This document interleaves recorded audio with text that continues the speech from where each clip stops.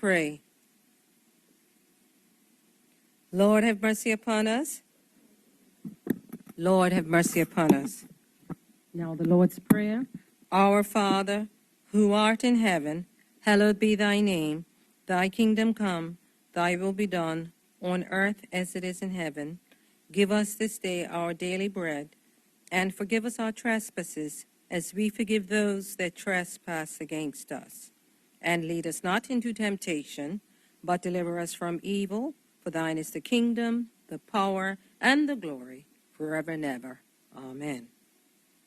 Almighty God, who in thy wisdom and goodness has appointed the office of rulers and parliaments for the welfare of society and the just government of men, we beseech thee to behold with thy abundant favor us thy servants, whom thou hast been pleased to call to the performance of important trusts in these islands. Let thy blessing descend upon us here assembled, and grant that we may treat and consider all matters that shall come under our deliberation in so just and faithful a manner as to promote thy honor and glory, and to advance the peace, prosperity, and welfare of these islands and of those whose interests thou hast committed to our charge. And this we beg for Jesus Christ, his sake. Amen. May the grace of our Lord Jesus Christ and the love of God and the fellowship of the Holy Spirit be with us all evermore. Amen. Good morning, members.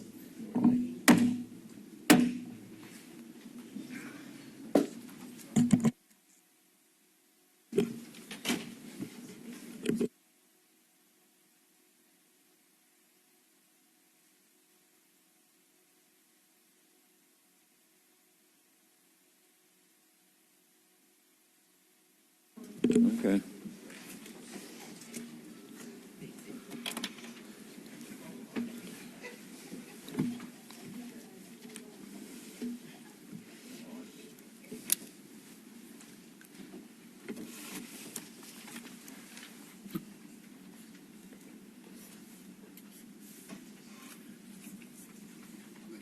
Confirmation of minutes.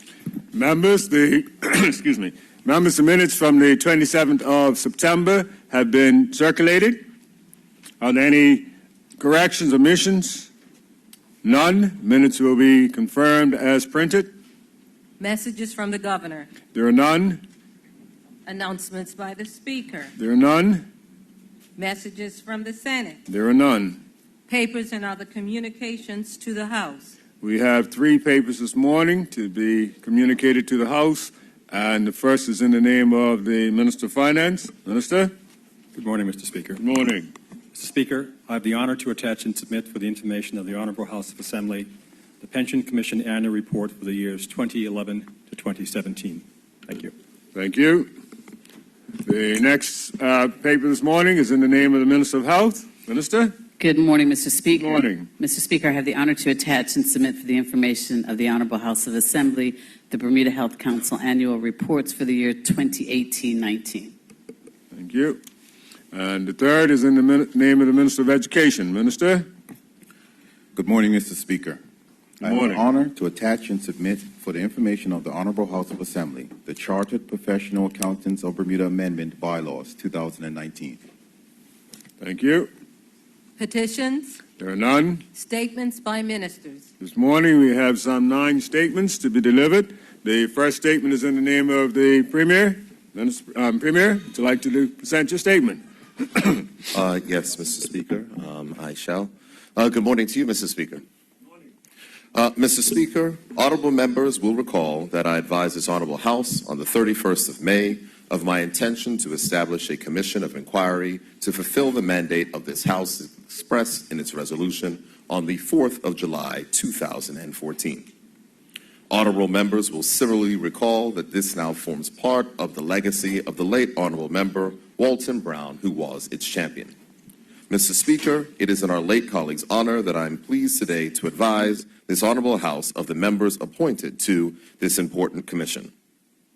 Mr. Speaker, Bermuda is privileged to have lured out of retirement Mrs. Justice Norma Wade Miller, who has agreed to serve as the Commission's Chairman.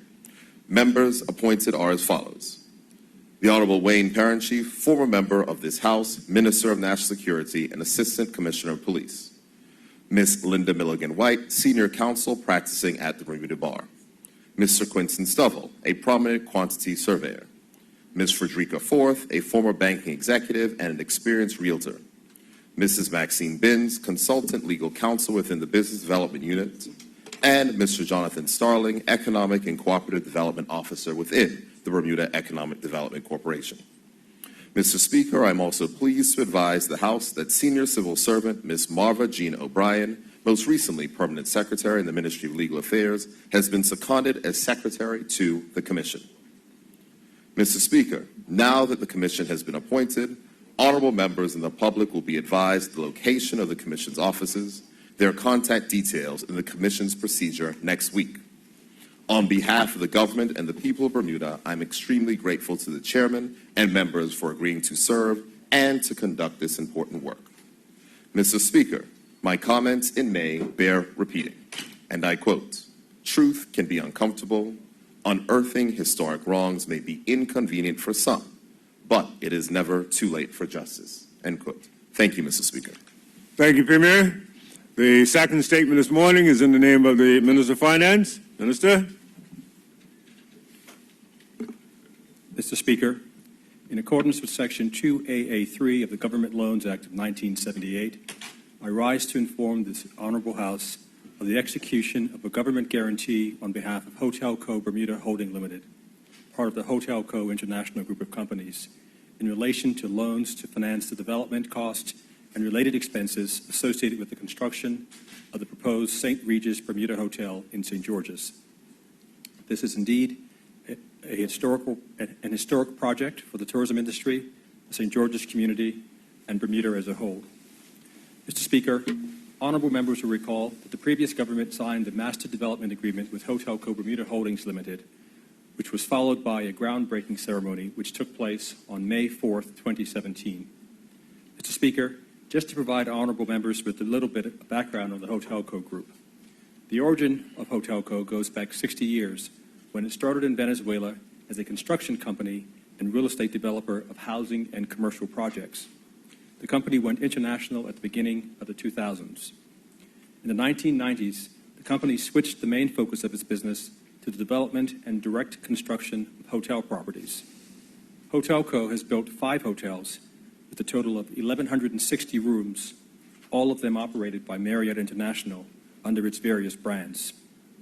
The portfolio of current developments of Hotel Co. include a Ritz-Carlton resort in Providencial, Turks and Caicos Islands, 129 rooms and 72 residences, a St. Regis Hotel and residences in Aruba, 127 rooms and 56 residences, and the St. Regis Resort in Bermuda, 120 rooms and 102 residences.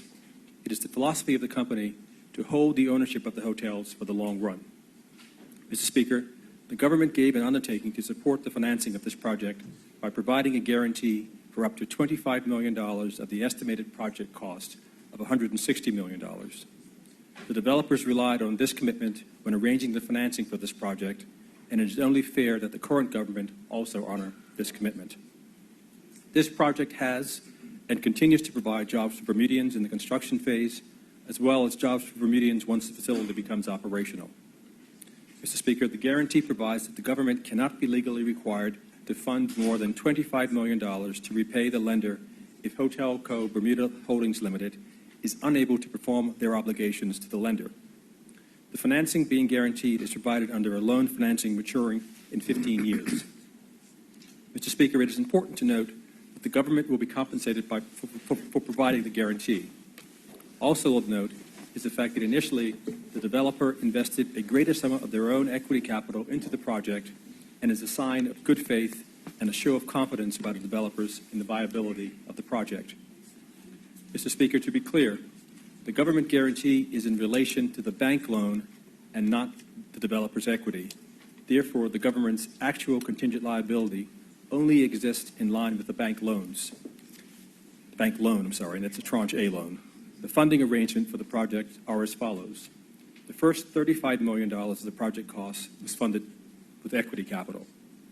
The next $125 million will be funded between equity and the bank loan.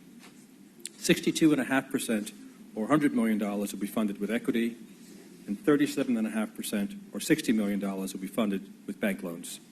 The government guarantee is limited to the $25 million of the bank loan.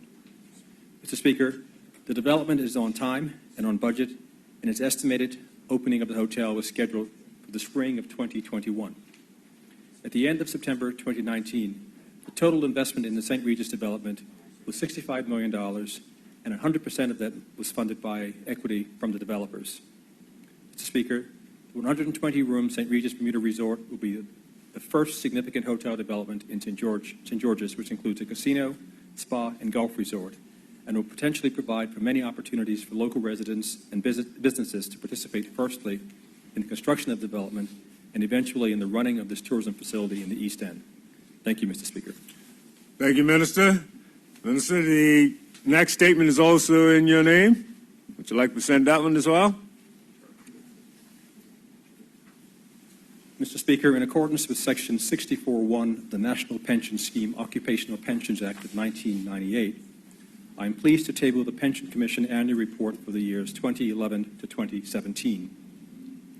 Mr. Speaker, honorable members will be aware that the National Pension Scheme Occupational Pensions Act of 1998 provides for the establishment, administration, and regulation of private occupational pension plans for Bermudians. Mr. Speaker, the Pension Commission received a clean audit on its financial statements for the years 2011 to 2017. The Pension Commission has advised that delays in the submission of annual financial statements between 2011 and 2017 were initially caused by resourcing issues at both the Office of the Auditor General and the Pension Commission. Mr. Speaker, notwithstanding the delay in tabling this annual report, as I mentioned previously, all audits were successfully completed with clean opinions. I am pleased to advise that the Commission's 2018 audit has been completed and the Commission has received another clean opinion on its 2018 financial statements. The annual report for 2018 will be tabled in this Honorable House in 2020.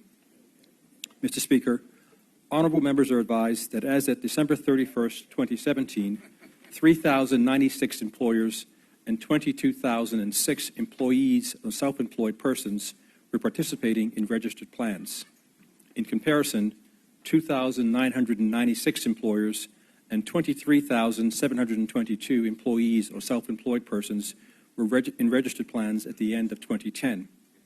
The Commission estimates that there were $2.36 billion held in employer pension plans and a further $656 million in domestic prescribed retirement products at the end of 2017, compared to $1.4 billion and $239 million, respectively, at the end of 2010. Mr. Speaker, according to reports submitted to the Commission, there were approximately 731 delinquent employer self-employed persons by the end of 2017. The Commission continues to work with employers committed to making the necessary back payments, and to this end held 106 compliance meetings with such employers in 2017. The Commission continues to exercise its civil recovery power under the Act by initiating legal proceedings against 20 employers and/or their directors and officers in 2017, compared to 3 in 2010. Mr. Speaker, a few noteworthy achievements during the 2011 to 2017 period were as follows.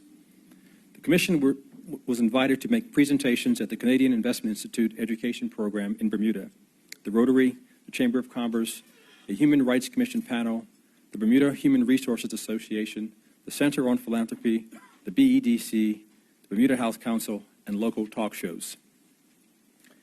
The Commission also approved $24.3 million of financial hardship withdrawals. The CEO of the Commission was elected to the executive of the Caribbean Association of Pension Supervisors, a regional supervisory and regulatory body for occupational pension plans. The Commission held its first two-day trustee training program for individuals and corporate trustees of pension plans.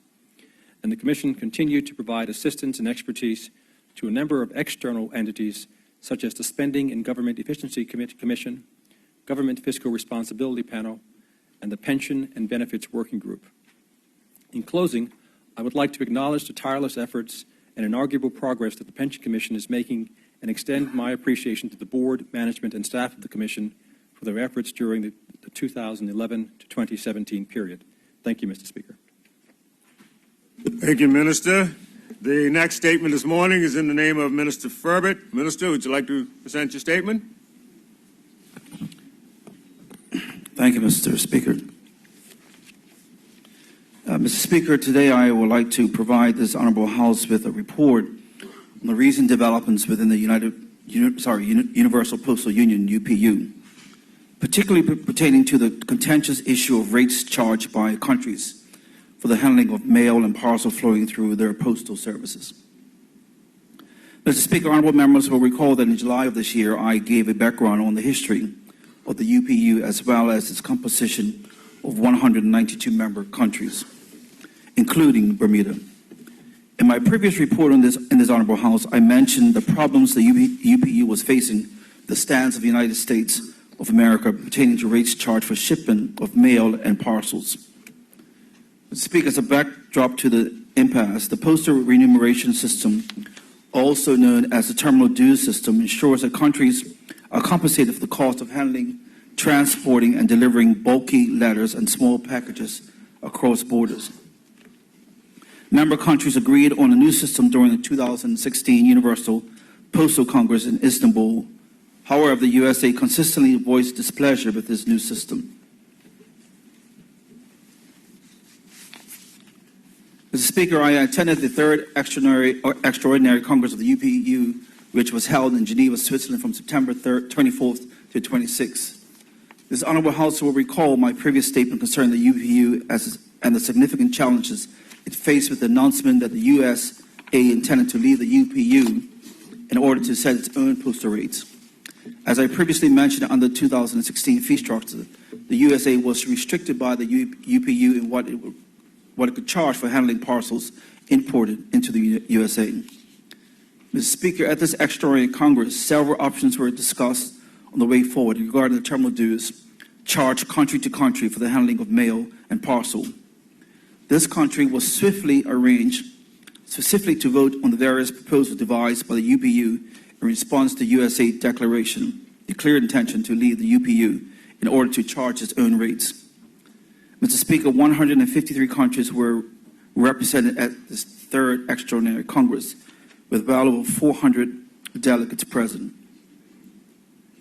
Mr. Speaker, at this Congress, the USA issued a statement that included assertion that it was costing USA a disproportionate amount of money to ship parcels through the U.S. They also reaffirmed their position that countries should be allowed to declare their own rates and that they would fully intend to do so. However, they say they are willing to compromise given the right for the USA to have self-declared rates while other countries implemented it over a 5-year period. The USA urged those present to support their plan for self-declared rates as they believe it was beneficial to all concerned. Representatives from other countries with large economies, including Canada, Australia, Norway, Brazil, New Zealand, and South Africa, while aligning with the USA, called for changes in the way terminal dues were structured, since not all of them fully support the USA position. Of significant note is that China, one of the largest exporters of goods in the world, opposed the proposal of the United States and supported a compromise proposal that would achieve a win-win for all countries. Mr. Speaker, likewise, other economic powers such as Japan, Germany, and France supported a compromise proposal that will see a gradual change in the terminal dues remuneration system. Mr. Speaker, I hasten to note that at the UPU Congress, the United Kingdom had 2 votes, 1 vote for themselves and 1 vote for the overseas territories, including Bermuda. Although I had my finger on the button to vote on behalf of the overseas territories, it was clear that we had to vote under the direction of the United Kingdom. In this particular situation, the UK supported option A. Bermuda, however, would have benefited best under option B. I've asked the Foreign Office to look into how OTs could cast their own votes, since Bermuda pays approximately $80,000 annually to the member as a member of the UPU. Mr. Speaker, eventually the UK supported a compromise to the position of the USA, while also recognizing the need for the structure of the terminal dues to evolve in order to preserve cost efficiency service to our communities. Mr. Speaker, initially there were 3 major options proposed and discussed at this extraordinary Congress. They were as follows. Option A, a proposal by the UPU under which in 2020, all except the least developed countries will pay the same rates of terminal dues. Option B, the proposal made by the USA, which will allow all countries to set their own terminal rates up to a maximum of 100% of the domestic postal tariff. Or option C, a compromise option which will allow countries some freedom to set their own terminal dues subject to caps over a fixed time period. Mr. Speaker, over the course of 2 days of grueling negotiations, several variations of option B and C emerged, and these received close consideration and scrutiny by member countries. After much deliberation and presentation by several countries, the first vote was cast on option B as amended by a proposal by South Africa. There were 140 countries present for this vote and present for this vote, and option B was defeated by a count of 57 for 78 against, with 9 abstentions. Mr. Speaker, it was clear from this vote that there was a significant difference of opinion on the way forward on this vexatious and controversial issue. Following this vote, a wide range of proposals and amendments emerged, all of which were carefully considered. An additional option labeled option V essentially emerged after several meetings and predominantly between the USA and the UEP headquarters staff. During deliberation of this new option, the USA stated that it would remain in UEP if it was approved. In essence, option V allows qualifying countries to set their own terminal rates at 70% of its tariff rates, with an annual increment of 1% up to a minimum of 80%. During debate and discussion of this new option, over 35 countries voiced their strong support for it. The Actionary Congress overwhelmingly approved the option V proposal by acclamation. Mr. Speaker, the decision will see the UP accelerate rate increases to the system used to remunerate the delivery of inbound internationally bulky letters and small packages while phasing in self-declared rates starting as soon as 2020. Under the agreed solution, member countries that meet certain requirements, including inbound letter post volumes in excess of 75,000 tons, based on 2018 data, would be able to opt into self-declared rates starting July 1st, 2020. Interesting enough, the United States was the only country that can do that. Mr. Speaker, the decision also included a threshold to protect low-volume developing countries from the impact of the SWIFT reform. The anticipated result of this new system for calculating terminal dues is an increase in revenue for the Bermuda Post Office. For example, we anticipate an increase in revenue of $167,800, or 49% for 2020, and $72,000 plus, or 21% for 2021. Thank you, Mr. Speaker. Thank you, Minister. The next statement this morning is in the name of the Minister of Works. Minister? Good morning, Mr. Speaker. Morning. The Minister of Tourism and Transport's distracted me. Well, you can ask him to slide down a little. How's that? I'm going to do better than that. I want his seat moved.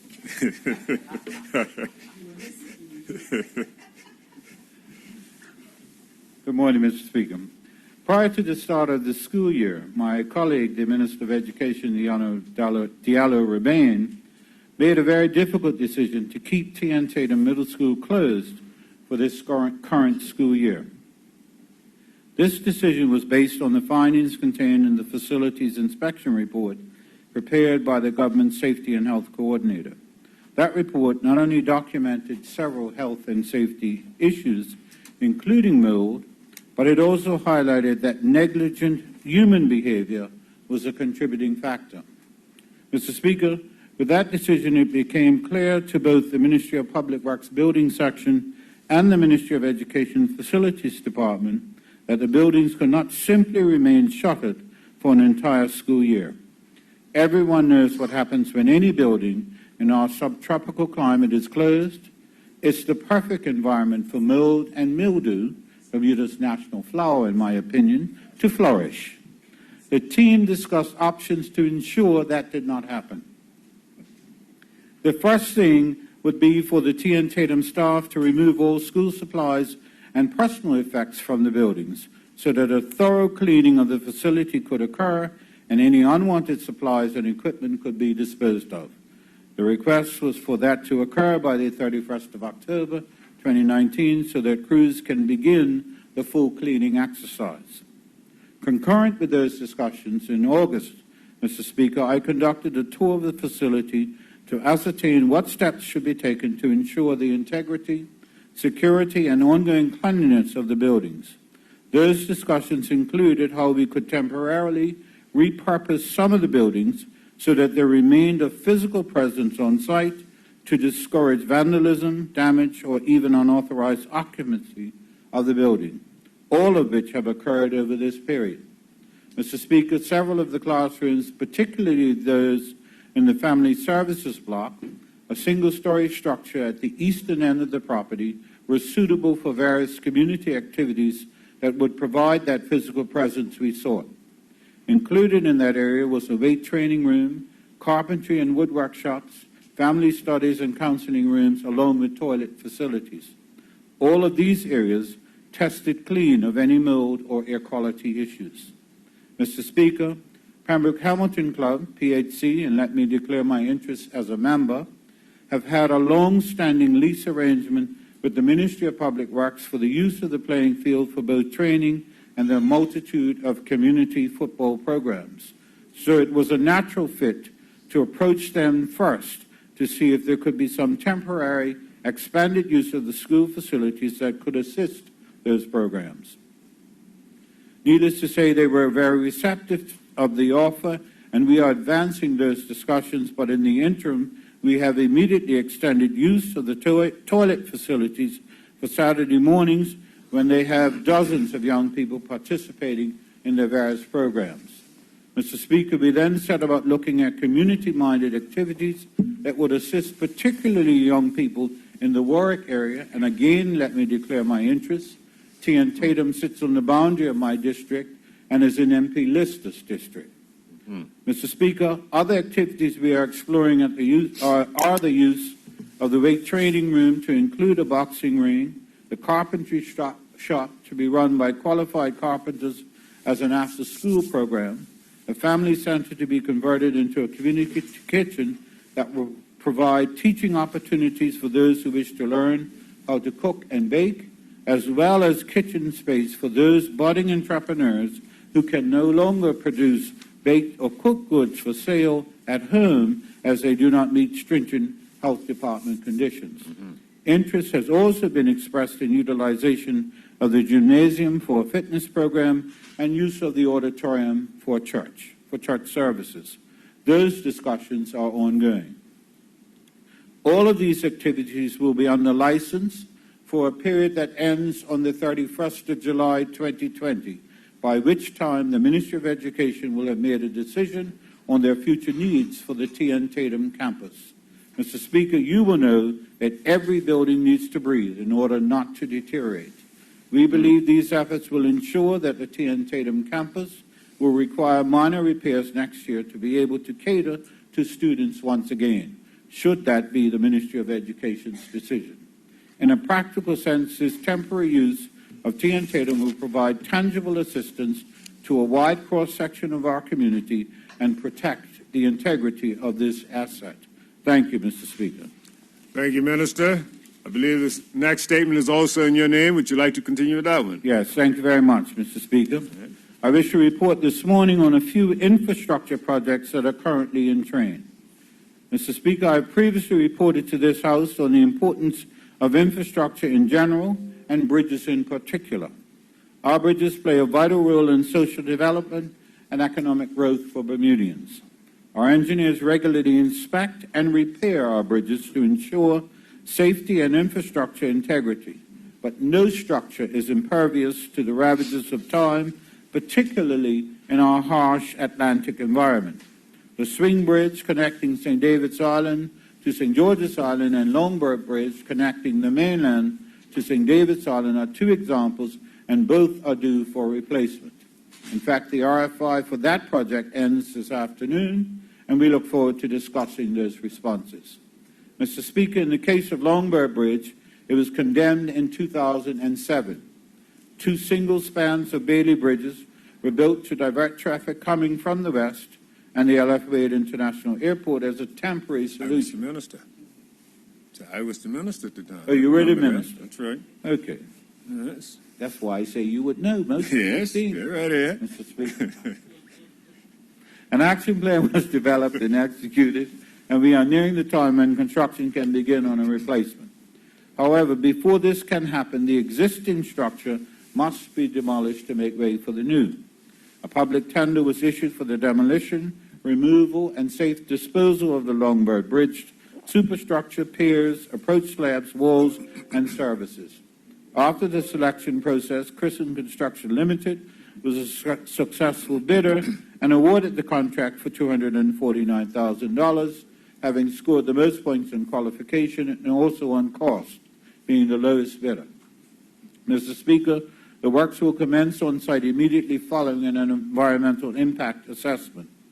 The demolition of Longbird Bridge will not just remove an eyesore that greets our air passengers and endangers the boating community, but will also signal the rebirth of both Longbird and Swing Bridges. Mr. Speaker, I'd now like to turn to the Ottawa A. Simmons Arbitration Center, formerly the Allenhurst Building. Mr. Speaker, one of the initiatives of this ministry is the reuse of vacant government buildings when it is financially prudent to do so. This building has been vacant since 2011, when the police station moved to its current location at the Dame Lois Brown Evans Building. Mr. Speaker, Allenhurst was originally built as a hotel and was purchased by the government of Bermuda in the 1920s for government offices on the ground floor and police barracks on the upper floors. Subsequent to that, the building underwent major refurbishments in the 1970s to convert it to the Hamilton Police Station when the cell blocks were also added. Mr. Speaker, in 2017, the Bermuda Business Development Corporation proposed that the vacant property be converted into an international arbitration center. And in the 2018 speech from the throne, it was announced that this would be the direction of this government and that the building would be renamed the Ottawa A. Simmons Arbitration Center in honor of this most distinguished Bermudian. Mr. Speaker, the plan was to renovate the original structure and add on to the building to accommodate the addition of elevators. The building was gutted earlier this year, and a structural survey was carried out on the integrity of the building by engineers from the ministry this past September. That survey revealed that there had been significant deterioration and structural cracks to the external walls. It was also found that the water tank and electrical main supply is shared with the adjoining Valerie T. Scott building, currently occupied by the Information Commissioner's Office.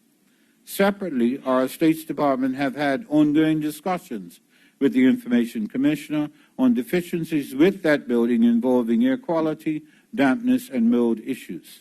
Mr. Speaker, in light of the current state of both buildings, it is now not economical to refurbish either building, and the engineers within the ministry have recommended that it would be expedient to demolish them both to make way for the new arbitration center.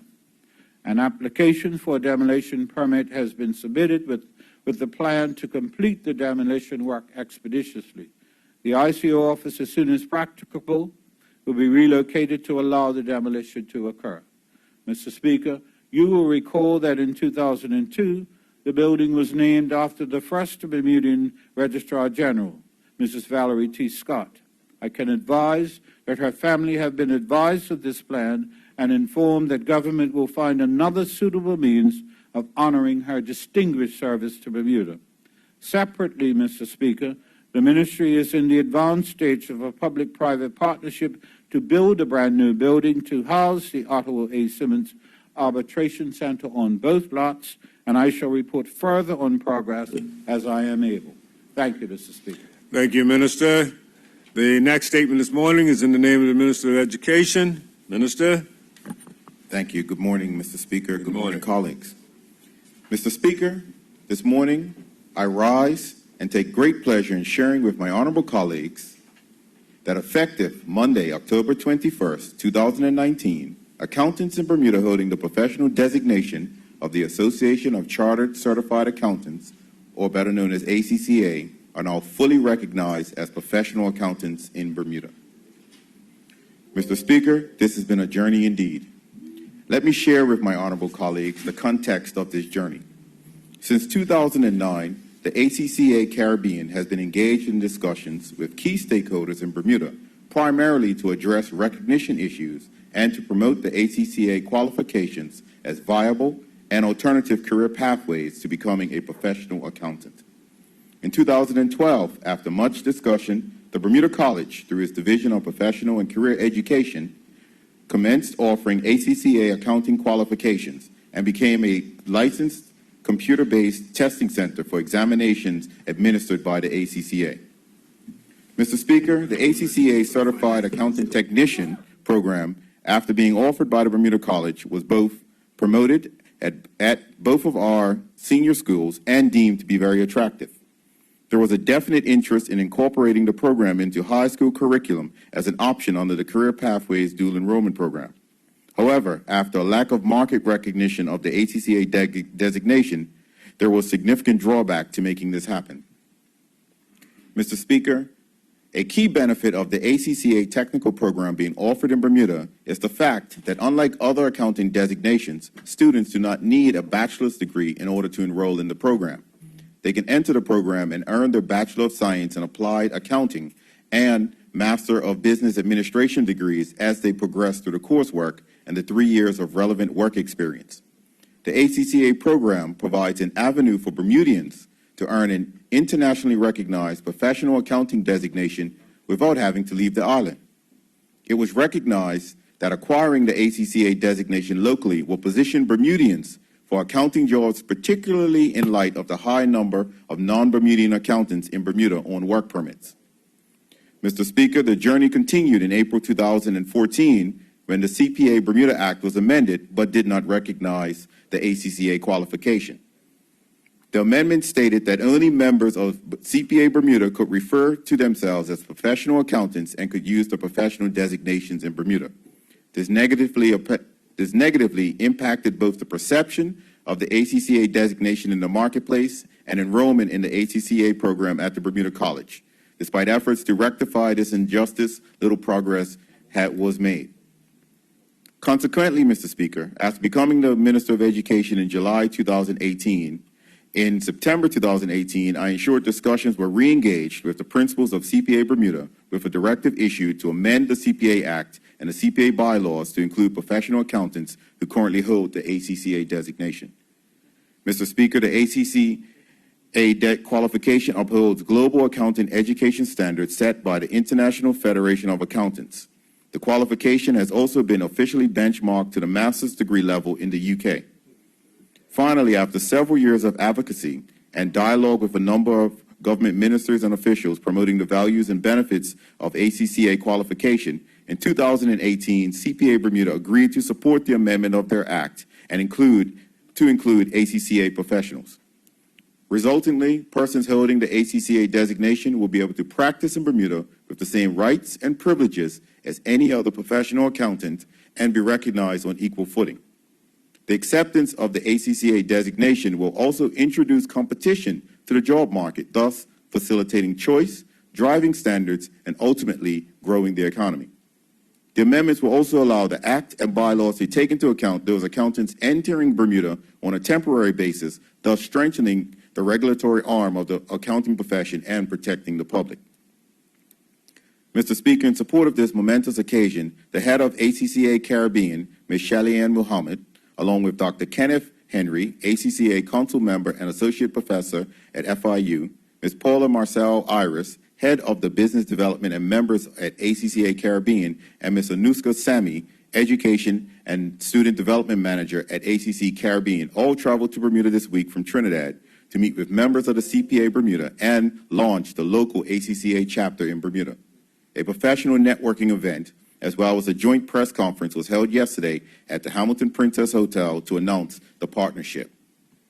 Mr. Speaker, at this time, let me thank all those involved from the Chartered Professional Accountants in Bermuda for working with technical officers in the Ministry of Education to amend the legislation as required. And Mr. Speaker, while not mentioned within the statement, I do want to express my gratitude to my fellow colleague, MP Patricia Gordon Pamplin, for the assistance that she gave to getting this across the finish line. The result of these collaborative efforts has brought this journey to an end. The result being that ACCA professional designations are now finally fully recognized in Bermuda. Thank you, Mr. Speaker. Thank you, Minister. And as you take your seat, I think we acknowledge in the presence and Ms. Muhammad, who was part of assisting in that. Yes. Yes. Welcome. The next statement this morning is from the Minister of National Security, Minister Keynes. If it pleases you, Mr. Speaker. Yes. Mr. Speaker, I rise this morning to update this Honorable House on the ongoing work performed by the Disaster Risk Reduction and Mitigation Team to ensure that Bermuda is prepared for any large-scale natural or man-made disaster and the team's activities scheduled for the oncoming months. Mr. Speaker, climate change has been a hot-button issue throughout the international media. Some honorable members will be aware that Bermuda hosted its first climate risk forum this past Wednesday, October 30th, at the Hamilton Princess and Beach Club. The event was attended by Mayor Bloomberg and other notable academics in the climate change field. Discussions at the forum focused on the likely effects of climate change supported by scientific data. Mr. Speaker, the data suggests that small islands will feel these effects first. Bermuda scientists have documented that sea levels have been raised by 19 inches since 1876. In the 10-year period between 2007 and 2017, the sea levels rose 3 inches. With rising sea levels, temperatures, and record-setting hurricanes being reported, it has become increasingly imperative that Bermuda understands the effects of climate change, the effects that climate change will have right here at home. Therefore, I'm asking for the reinstatement of the Working Group on Climate Change. It is anticipated that the group will become a formal board tasked with ensuring that Bermuda is well informed on the effects of climate change and will be equipped to manage accordingly. Mr. Speaker, honorable members will also be aware that the Atlantic Basin experienced a fairly busy hurricane season. At one point, there were as many as 7 tropical storms churning. On the 1st of September 2019, the Bahamas had the unfortunate experience of suffering a direct hit by Category 5 Hurricane Dorian. The storm devastated Abaco Islands and portion of the Grand Bahama Island. There was a loss of life, homes were destroyed, and the landscape was damaged. The Bermuda government was inundated with requests from numerous individuals, businesses, and organizations wanting to assist with relief efforts in the true Bermudian spirit. Mr. Speaker, the Disaster Risk Reduction and Mitigation Team were tasked with, as the lead agency, to coordinate the efforts and to ensure that the resources were directed to the appropriate agencies. Honorable members will recall that the HMS Protector was coincidentally in Bermuda at the time and agreed to transport some relief supplies to the Bahamas on behalf of the people of Bermuda. The generous Bermudian people quickly responded at the Hamilton Seventh-day Adventist Church, and the whole became quickly overwhelmed with goods and volunteers that were there to help pack the goods for transport to the Bahamas. The HMS Protector departed Bermuda on Monday, September 9th, loaded with relief supplies. Bermuda's National Disaster Coordinator traveled on board to continue the logistics and planning for the arrival of the goods. Mr. Speaker, an additional 4 40-foot containers were packed by the DERM in conjunction with Best Shipping. Best Shipping graciously provided the containers and stored the goods and assisted with the onward transport of the containers to the Bahamas. Best Shipping, Meyer Agencies, and Container Ship Management waived their local fees. The Green family covered the cost of transporting the containers from Florida to Nassau, Bahamas. The Bahamian Association oversaw the distribution of the supplies once they arrived in the Bahamas. The Bermuda government would like to thank every volunteer, every business, and anyone who participated in this relief effort. It was truly a community effort, and the people of the Bahamas are greatly appreciated our assistance. Mr. Speaker, on September 16th, the Disaster Risk Reduction and Mitigation Team and the Emergency Measures Organization had the opportunity to test our own responsiveness plans. The aim of the DERM team was to set confidence in the local and overseas community through effective and timely communications to the public. As the island anticipated the arrival of Hurricane Humberto, The Durham team worked with the EMO executive to coordinate interagency activities and ensure that pertinent information was dispersed to all the relevant agencies and partner organizations. The EMO executive met every day at 10 a.m. to address hurricane matters and to update Hurricane Umberto had passed and was no longer a threat. Mr. Speaker, as Umberto passed, and with Hurricane Jerry threatening to follow behind, I had the opportunity to see and work with the Disaster Risk Reduction and Mitigation Team firsthand. The team was stationed at ComOps and the Ministry of National Security headquarters to coordinate the activities of all the agencies. I was impressed with their organization and their professionalism. Members of the team worked tirelessly to ensure that Bermuda was well-informed, well-equipped to weather the storm. Of particular note, for the first time, signers for the deaf and hard of hearing were used by the EMO at our press briefings, further ensuring that the important messaging could be accessed by the entire community. Mr. Speaker, my last update for the Durham team, I informed this Honorable House and the public of the team's focus on developing a hazard emergency evacuation plan for the Ferry Reach area, including the two prisons. Since that update, the working group comprised of the Durham team, Seoul Petroleum, Rubis Energy, and the Ferry Reach community representatives have completed phase 1 of the plan. The plan was distributed to the wider community and has been well received. Mr. Speaker, phase 1 of the plan prescribes using a small government ferry to evacuate the residents from the dock on the prison farm property to deliver the residents to the fisheries dock located at Coney Island. The residents will then be escorted and temporarily located at the Bailey's Bay Field to receive medical attention and have their basic welfare needs assessed. Mr. Speaker, planning for phase 2 will incorporate logistics pertaining to advanced medical needs, long-term shelters, mass transportation, security, and extended welfare requirements to support the maximum of 600 people to stay for up to 7 days. I am pleased to report that the target date to have the completed plan remains December 1st, 2019. Mr. Speaker, oil pollution on our shores is a real threat and one that we must be prepared for. To that end, the Durham team works with the Department of Environment and Natural Resources to ensure that the Marine Contingency Pollution Plan is adequate. A training session was held in March of this year and saw 70 people receive Level 1 training in oil pollution response. Mr. Speaker, a Durham team member continues to work closely with Government House, government departments, and private entities on updating contingency plans for national infrastructure. The planning includes facilitating tours to familiarize responders with the ground layout, industry terminologies, mapping updates, and partnership with stakeholders. In particular, the Durham team has been working with Skyport Corporation to develop the airport emergency plan in anticipation of the opening of our new international airport in 2020. Mr. Speaker, honorable members may recall that Bermuda was involved in a regional tsunami exercise in March. The exercise tested Bermuda's communications capabilities. The Durham team continues to be involved in finding viable ways to alert the public to pending national emergencies. These efforts are in conjunction with the Department of Communications, which successfully launched the Treefog Notification App earlier this year.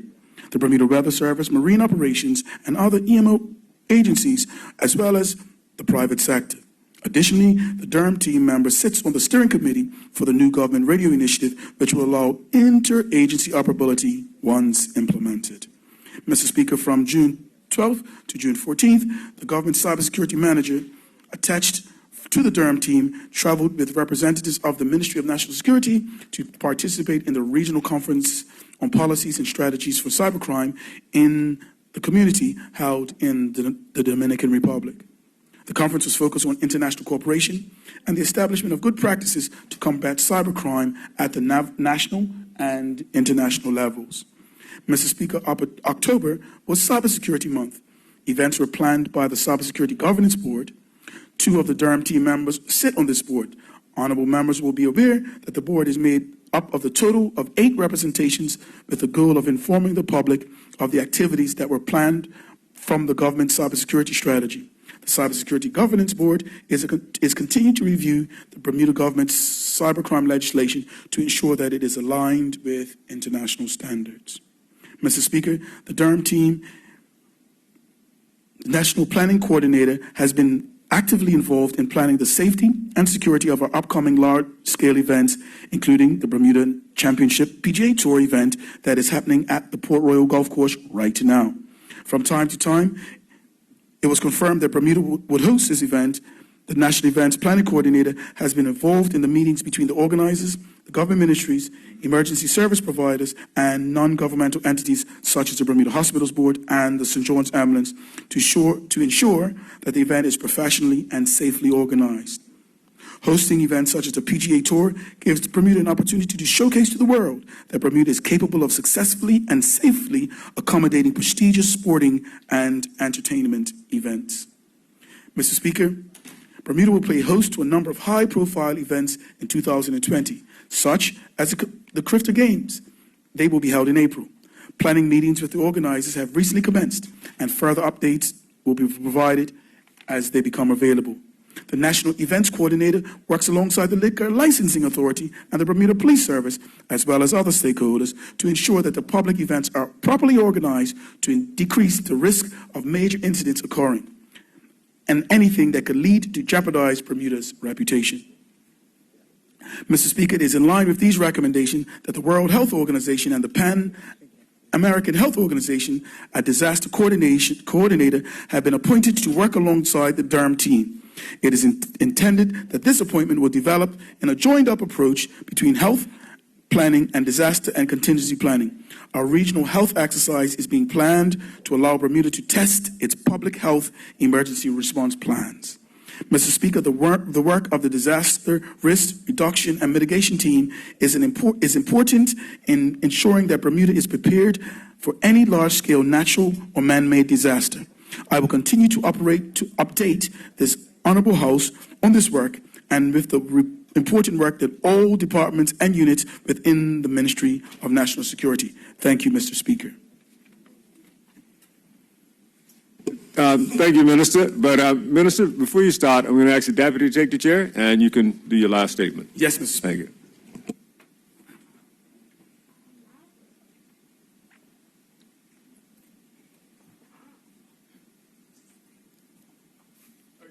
you.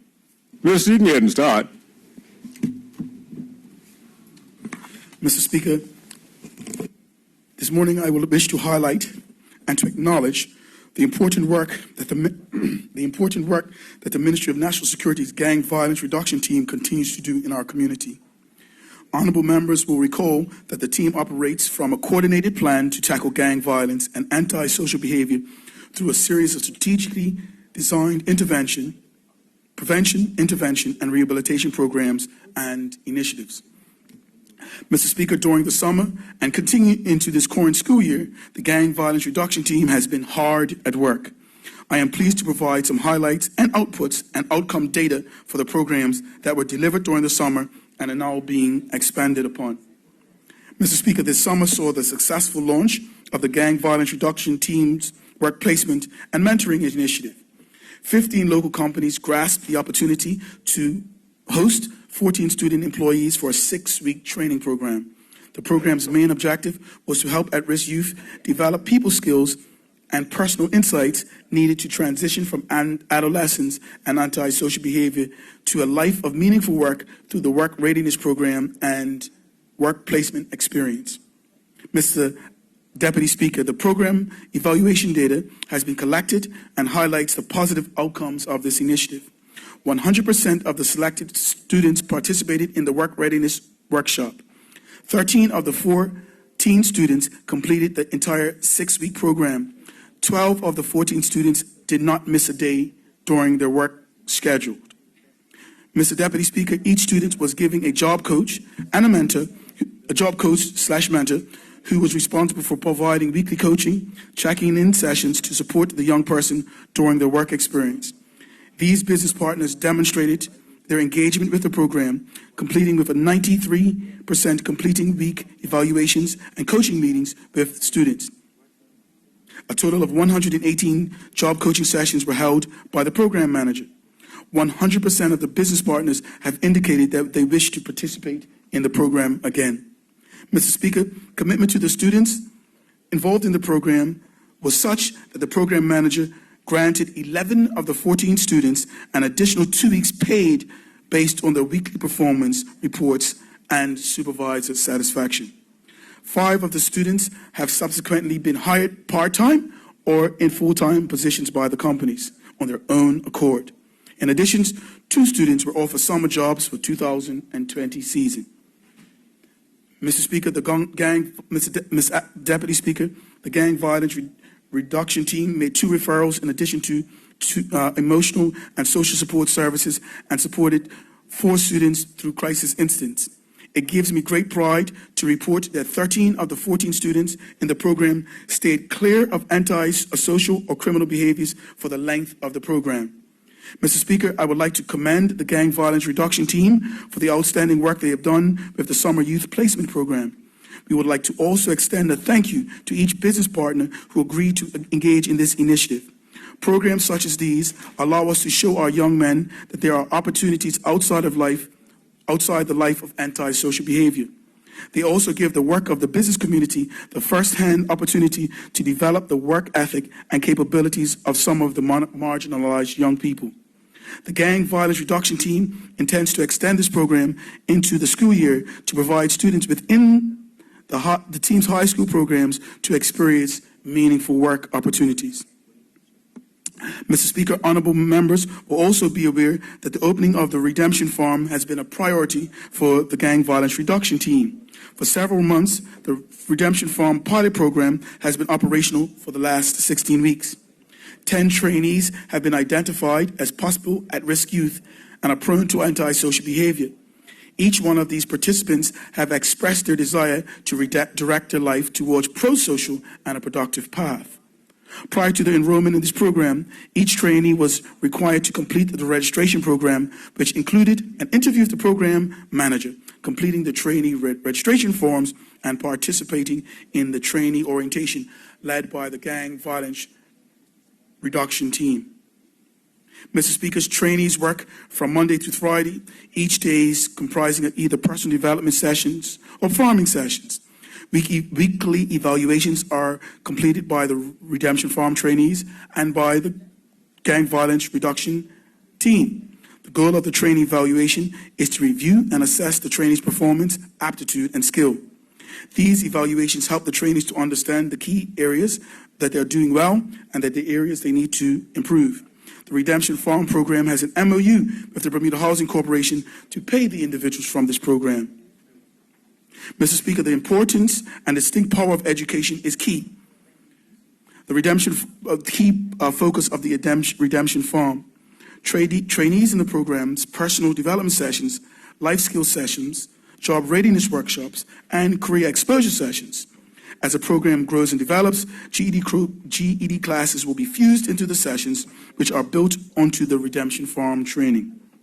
Through constructive training and the relevant education, the Redemption Farm aims to equip the trainees to be able to manage their everyday demands and frustrations of life. Mr. Speaker, the program was launched 16 weeks ago. Trainees have completed 48 personal development, Mr. Deputy Speaker, 48 development sessions. These sessions include Word of the Day sessions, job readiness sessions, life skills sessions, career exposure workshops, financial literacy workshops, sessions on life-changing sessions, goal-setting sessions. Mr. Speaker, the Redemption Farm trainees have also completed 32 farming sessions, which include Introduction to Agriculture, Introduction to Tools and Equipment used in Agriculture, Introduction to Garden and Design and Bed Layout, Garden and Bed for Pumpkins, Parsley, Cassava, Thyme, Pawpaws, and Sweet Potatoes, Clearing Farm Areas, Introduction to the practice of tilling, planting, fertilizing, cultivating, and harvesting. Unfortunately, Mr. Speaker, Hurricane Humberto created some unavoidable issues, but provided an opportunity for the trainees to learn how hurricanes can affect the production of the crops. I am proud to announce that 98% of the registered trainees in the Redemption Farm have showed up to work on the scheduled days for training sessions. 6 trainees are eligible to receive their GEDs and completed the GED assessment and will begin the GED courses built on the Redemption Farm program. One former trainee was connected to a higher education program and subsequently left Redemption Farm. Another trainee left the program after he was accepted in an apprentice training program. The current trainees will stay on in the program for another 18 weeks. It is a goal in seeing each of them transition into full-time education and or employment opportunities. Mr. Speaker, the gang violence reduction team has delivered 90 individual case management check-in sessions with the Redemption Farm trainees. Additionally, the team has supported the trainees through 5 crisis situations. By all accounts, the program is off to a remarkable start. The necessary systems and structures are set up and functioning, and the team have a clear implementation plan moving forward. Mr. Speaker, at the commencement of the school year in September, the Gang Violence Reduction Team relaunched its work with the administration and the student services at the Cedar Bridge Academy and the Barclay Institute. Alongside of the Bermuda Police Service, the team strives to provide a much-needed support services for at-risk students. Honorable members will recall that at the beginning of the school year, we saw some increased tensions within the school bodies. In response, the team is currently visiting the schools daily to support the management team and build positive relationships with the young people. Mr. Deputy Speaker, the team continues to provide various support services, including management support services, restorative justice sessions, daily check-ins. We're also working with the school teams to provide individual, student, parent, and family support sessions. In the school year, the Gang Violence Reduction Team will be partnering with the Barclay Mile program and launching My Ambition program at the Cedar Bridge Academy. Mr. Speaker, the Gang Violence Reduction Team continues to make positive influences with our at-risk population. We must continue to support them. Thank you, Mr. Deputy Speaker.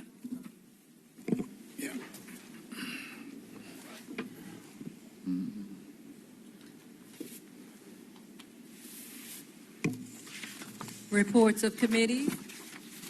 There are none.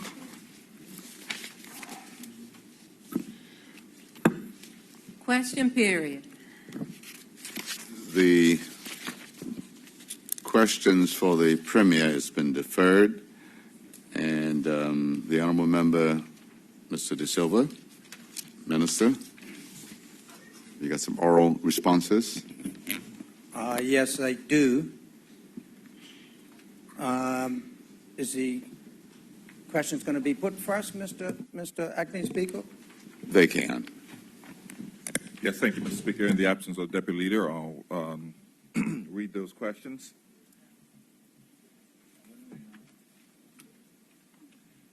Would the Honourable Minister please provide this Honourable House with the total number of man technicians currently employed at the Department of Public Transportation Bus Depot, and what is the hourly rate each one is currently being paid?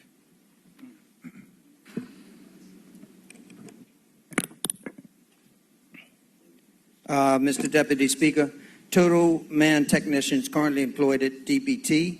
There are 2 technicians visiting for 2.5 weeks to support with the ongoing 2014 series emissions project, and they arrived on October 29th. The hourly rate is €85. I'm sorry, 85, did you say euros? Yeah. Euros? Okay. Thank you. Thank you, Mr. Speaker. Second question, would the Honourable Minister please advise his Honourable House how long these man technicians have been in Bermuda, which apparently he's part of what he's already stated, and how much has the government paid out in salaries, housing allowance, room and board, and cycle livery rentals to date? Mm-hmm. Mr. Deputy Speaker, the DPT periodically contracts specialist technician services from MAN for training, maintenance, projects, and out-of-service repairs. I do have a fairly lengthy table that I'll be willing to give, but I can read them out if you wish, Mr. Deputy Speaker. Ms. Opposition Leader, what would you like him to read them out, or? If you can provide it in writing, He has it in writing? You have it in writing? Yes, I do. I know the oral, but I can fire. Yeah, it depends. Okay, I'll go ahead. Whatever satisfies you. I'll go ahead, Mr. Speaker. It won't Okay. take me that long. Auto service repairs, 13th of June 2018 to 13th of July 2018.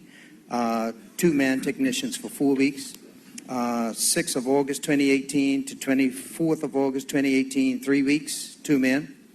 4th of September 2018 to 2nd of October 2018, 4 weeks, 2 men. That was for the auto service repairs. The 2009 refurbishment project of 14 buses. 29th of October 2018 to 17th of November 2018, 3 weeks, 2 men. 19th of November 2018 to 8th of December 2018, 3 weeks, 2 men. 20th of January 2019 to 9th of February 2019, 3 weeks, 2 men. 11th of February 2019 to 2nd of March 2019, 3 weeks, 2 men. 4th of March 2019 to 23rd of March 2019, 3 weeks, 2 men. 25th of March 2019 to 12th of April 2019, 2 weeks, 2 men. Out of service repairs, again, on the 20th of May 2019 to 19th of August, 12 weeks, 1 man. 13th of May to 31st of May 2019, 3 weeks, 1 man. 3rd of June 2019 to 21st of June 2019, 3 weeks, 1 man. The 2014 series emissions project, which is 16 buses, 19th of August 2019 to 6th of September 2019, 3 weeks, 2 men. 9th of September to 27th of September, 3 weeks, 2 men. 30th of September 2019 to 18th of October 19, 3 weeks, 2 men. 2018-2019, the total cost has been $348,640. The accommodation is $36,898, airfare $19,707, cycle rental $3,264, for a total of $408,508 for that period. For the period 2019 to 2020 year to date is $222,527 for the man cost, accommodation $56,870, and the airfare $1,827, for a total of $291,224. Yes, thank you, Mr. Speaker. Third question, will the Honorable Minister please provide this Honorable House the number of local bus mechanics that have been apprenticed under the man technicians with a view to reducing the reliance on the man technicians and increasing the knowledge and skill base of our Bermudian technicians?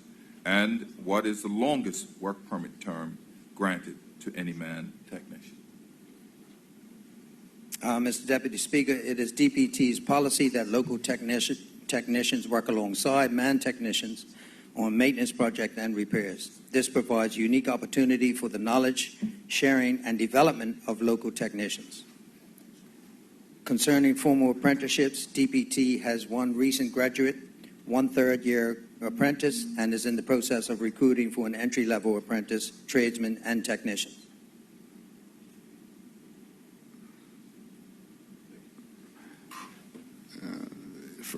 There is questions from statements, one for the Premier from the opposition leader on the Commission of Inquiry.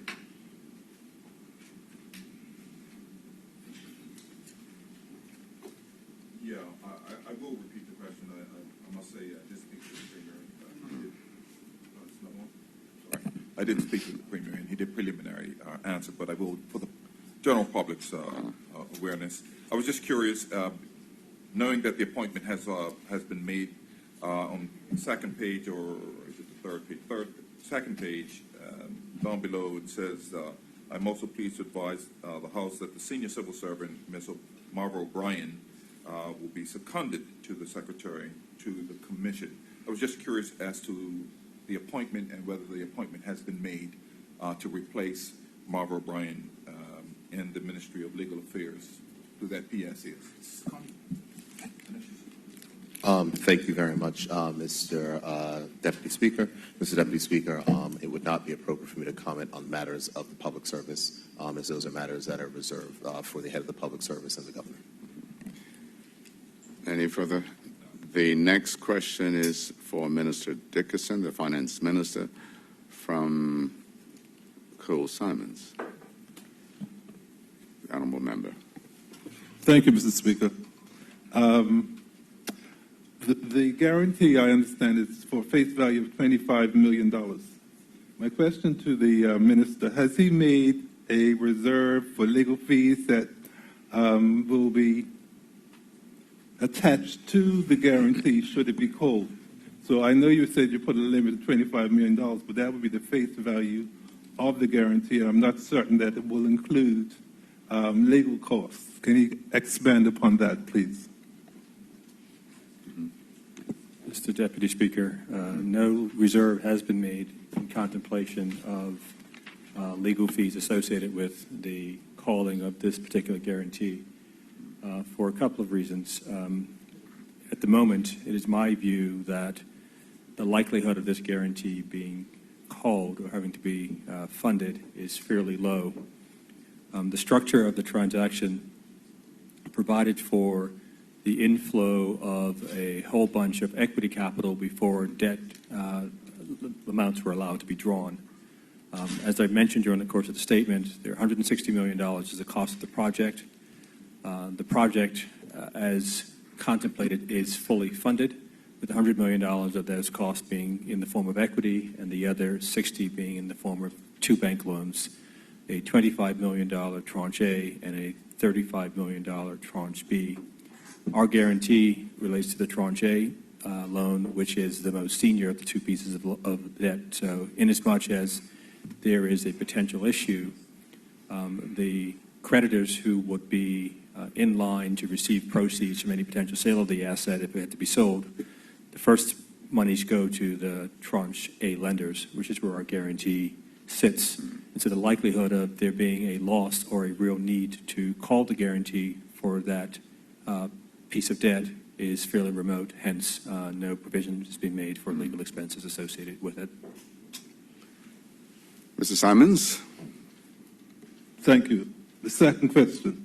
The statement said it's important to note that the guarantee will be compensated for by it says the government will be compensated for providing the guarantee.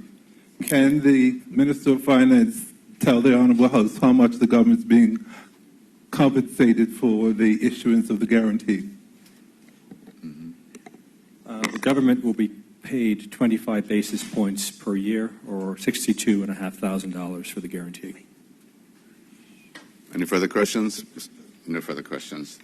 The next question is for Minister Furbert from Mr. Dunkley. Honorable Member Dunkley, you have the floor. Thank you, Deputy Speaker, and good morning, colleagues. The Honorable Minister, on page 2 of your statement, the fourth paragraph says the USA issued a statement that included assertions that it was costing the USA a disproportionate amount of money to ship parcels through the U.S. To the Honorable Minister, what reasons did the U.S. provide for this assertion, and how is that different from the challenges faced by any other country? I'm sorry, I didn't hear the last part. Okay. For what reasons did the U.S. provide for this assertion that it was costing them a disproportionate amount of money to ship parcels through the U.S.? And how does this differ from the challenges faced by any other country in shipping parcels within their country? The whole purpose, Mr. Speaker, was that the U.S. asserts that it costs them more to ship from Miami to New York than from China to New York. And so what they're trying to say is that we want some parity as far as, because how it works is that countries are charged based on developing. China is considered an undeveloped country, interesting enough. And so their rates are much lower than the United States are, hence why a lot of Bermudans can buy from Alabama, I think it's called Alabama, whatever it is, and get it shipped from China to here, then it go from New York to Bermuda. Mr. Deputy Speaker, I appreciate the answer from the minister, but maybe my question wasn't clear. The minister didn't answer it. The USA says it costs them a disproportionate amount of money to ship parcels through the U.S. If that is the case, what is the reason for that, and why do other countries not face the same challenges, whether they're developed or not? The U.S. is a large country, but there are many other larger countries in the world. They should have this challenge. So what reasons did the U.S. give for those disproportionate challenges in costs? This is a supplementary. Okay. Mr. Speaker, trying to get it answered. I don't speak for United States, but it's very clear that they made it very clear that their rates had to go up by July 2020. If not, they're out of the picture. Okay, Mr. Deputy Speaker, since the minister is unable to answer the question, the minister did say the USA issued a statement. Can the minister provide a copy of the statement for a better understanding? Okay, the minister says he doesn't have a statement, but it was at the conference, so maybe you can research it. Second question, Mr. Deputy Speaker. On page 3, the Honorable Minister says that Bermuda pays $80,000 to be a member of the UPU. Could the Honorable Minister please inform this Honorable House what benefits does being a member bring to Bermuda? Well, that's quite simple. You would not be able to move your postal if you were a member of the UPU. You have to be a member to get your products from here to the United States, here to China, wherever it is. And so if we were ever out of the picture, we could not move within that chain around the world. So supplementary, Mr. Speaker, if the U.S. removes itself from the UPU, how will that upset the chain of mail throughout the world? Well, I can tell you very clearly this is how it worked. They had threatened to remove themselves from UPU. And the UPU is like a membership, it's like part of a union. And so the UPU said that we would not be able to deal with the United States because we're now a member of of their union per se. And so we would have to form our own agreement with the United States. And basically the UPU said that wouldn't happen. But all I can say, Mr. Speaker, everything is ironed out. Everybody's on board. We're making more money than we were. We will be making more money next year than we are now. So everything's sorted out now. Supplementary to that question, Mr. Deputy Speaker. The Honourable Minister in that paragraph says that the UK had 2 votes, one for themselves and one for the overseas territory. If the UK would not allow us to vote, why should Bermuda pay the $80,000? Why shouldn't the U.S. pay the money? Because if you pay the money and you can't vote, you're just paying for somebody else to do your work. Did the minister broach that with the UK to pay our fees if we don't get our vote? Mr. Deputy Speaker, I could tell you I was very disturbed that I said my finger was on that button. I had to vote according to what the UK told us to do. Now, if you want to go independent tomorrow, I have no problem with that. But they told us that we had to vote accordingly based on the agreement they have with the UPU, and that's the way it is. That's the way it is. Now, I've asked the Foreign Commonwealth Office to find a way that the overseas territories can vote accordingly by themselves. But we had to vote according to what the UK told us. Mr. Dunkley. The question was specifically, has the minister asked the UK to pay our fees since we can't vote? Well, I think he answered. Well, go ahead. No. I have a supplement. The chair recognizes Honourable Member Ms. Gordon Pamplin. Thank you, Mr. Deputy Speaker. Mr. Speaker, I'm just curious. The minister indicated that he had his finger on the button to vote. So the question is, if Bermuda was deemed to be effectively observer and not participant, was there any reason why the minister had the button, and could the minister not have still pushed the button in the manner in which he wanted to?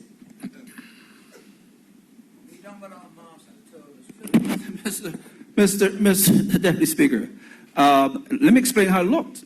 I'm sitting in my seat, got my finger on the button, and about 4 people sitting behind me making sure how I had voted. truthfully. That's how it went. Matter of fact, I was so disturbed, they called me outside of a room and said, "Mick, you got to vote according to how the overseas UK want us to vote." That's how it goes. The chair recognizes the honourable member, Ms. Atherton. Thank you, Mr. Deputy Speaker, Acting Chair. To the Minister, something similar happens when you go to the WHA, the health, PAHO. So what I want to understand is that the UCOTS, do we have one vote so that you're there representing all of those rather than, it's not just our 82,000 that was up? Do any of the other countries also, the territories, pay any money? So do they have a vote? The overseas territories have one vote. Collectively, I had my finger on the button for all the territories, but I had to vote according to what the UK tells us to. I don't know why we're going down this road. We're not independent. We're guided by the UK. No matter where we go, once they're there, they vote for us. I just have another supplementary, if I may, and that is, were there any other representatives of overseas territories at the conference? And if there were other representatives, how was the decision made that our representative would be the representative for the entire of the overseas territories? Just curious. They like me, Deputy Speaker, and they asked me to put it on the button.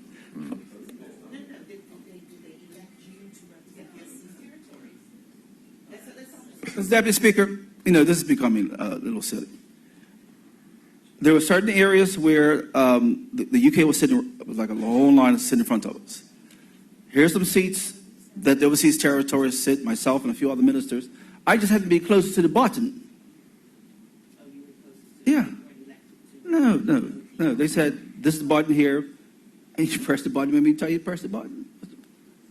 I don't see no problem. That's when you're overseas territory. You're not an independent nation. Any further questions? Okay, the next question is for Minister Birch from Mr. Cannonier, the honourable leader of the opposition. Thank you, Deputy Speaker. On the first page for the infrastructure improvements, just wanted to ask a question, recognizing that Christian Construction Limited was awarded the contract. Was there any time limit given to complete the works? The reason I'm asking that is I know that the East End constituents, they always like to, from my experience with town halls there on the bridges, they like to know time frames and what's going on. Was there any time frame given to completing that particular works? You talking about the demolition? The demolition, yes. Sorry, concerning Longberg Bridge. I believe that there's no time frame been set on him in terms of doing it, but the contract was awarded, I think in the last week or so. So as soon as he can mobilize, he can start the works. You will find when you go to St. George's, you better find that there should have been new signs put up this morning saying that we are concerned about the integrity of the bridge and that people shouldn't be fishing off of it. But as soon as he can mobilize and get to work, he will. Any further questions? Appear to be none. That brings us to the end of questions. The next order of business. Congratulatory and/or obituary speeches. Let me first obituary to, I'd like for this House to send out condolences to the family of Mr. Randolph Furbert from Aubrey Estate in Hamilton Parish. As you all probably know, that Mr. Furbert produced the best honey in the world, and right from Hamilton Parish. And I can tell you that if you wanted a perfect family man, Mr. Furbert was such that person. He was very kind and very respectful. And so is his family. So he's certainly a perfect example to all in the neighborhood, not just to his family, to all persons. And I know he will be sorely missed by his wife, Gail, his children, Paul, John, and Heather. Thank you. The chair recognizes the Premier, the Honorable David Burke. Thank you very much, Mr. Speaker. Mr. Acting Speaker. Mr. Acting Speaker, I would like to ask this Honorable House to send a letter of condolences to the family of the late Miss Isla Simons, and I would like to be sure to associate Miss Patricia Gordon-Pamplin with those particular remarks as she attended the homegoing service with me. Ms. Simons was my constituent, but a lot of persons will know her from the Pembroke area, as she had a long life, a very vibrant life, and she was loved by many. She made a particular impact on me, of course, in my early days of canvassing, and would never, ever hesitate to give me a call whenever she needed something. And it normally had to do with one of her neighbors who was not doing what they needed to do. There was a very touching tribute at the homegoing service by all of her grandchildren. I can assure you, Mr. Acting Speaker, that there was not a dry eye inside of the place as all 6 of her grandchildren gave a very touching tribute, and it was a beautiful send-off at the First Church of God. I'd also like to ask for a letter of condolences to be sent to the family of the late Mr. Trenton David Elwood Butterfield, Yes. Who passed away recently and had his services at the St. Paul AME Church. And I would like to send my heartfelt sympathies to his wife Donna and to his children Corey, Christian, and Damon during this very difficult time. Thank you. The chair recognizes the Honorable Ms. Atherton. Thank you, Deputy Chair. I'd like to also be associated with the condolences to go to the family of Randolph Ferbert. For as long as I knew him as Mr. Ferbert. The reason being, Mr. Ferbert worked for my father in Adley Brothers Trucking, Adley Brothers Construction, and he was one of those individuals that you knew. He was one of the supervisors. He got lots of awards for the excellence of his work. And I don't know, for those of you who are old enough, when Rayford Trucking started, my recollection was that the truck that he used to have for my father said, I'm not going to be in the business anymore, therefore you should have it to get your business started.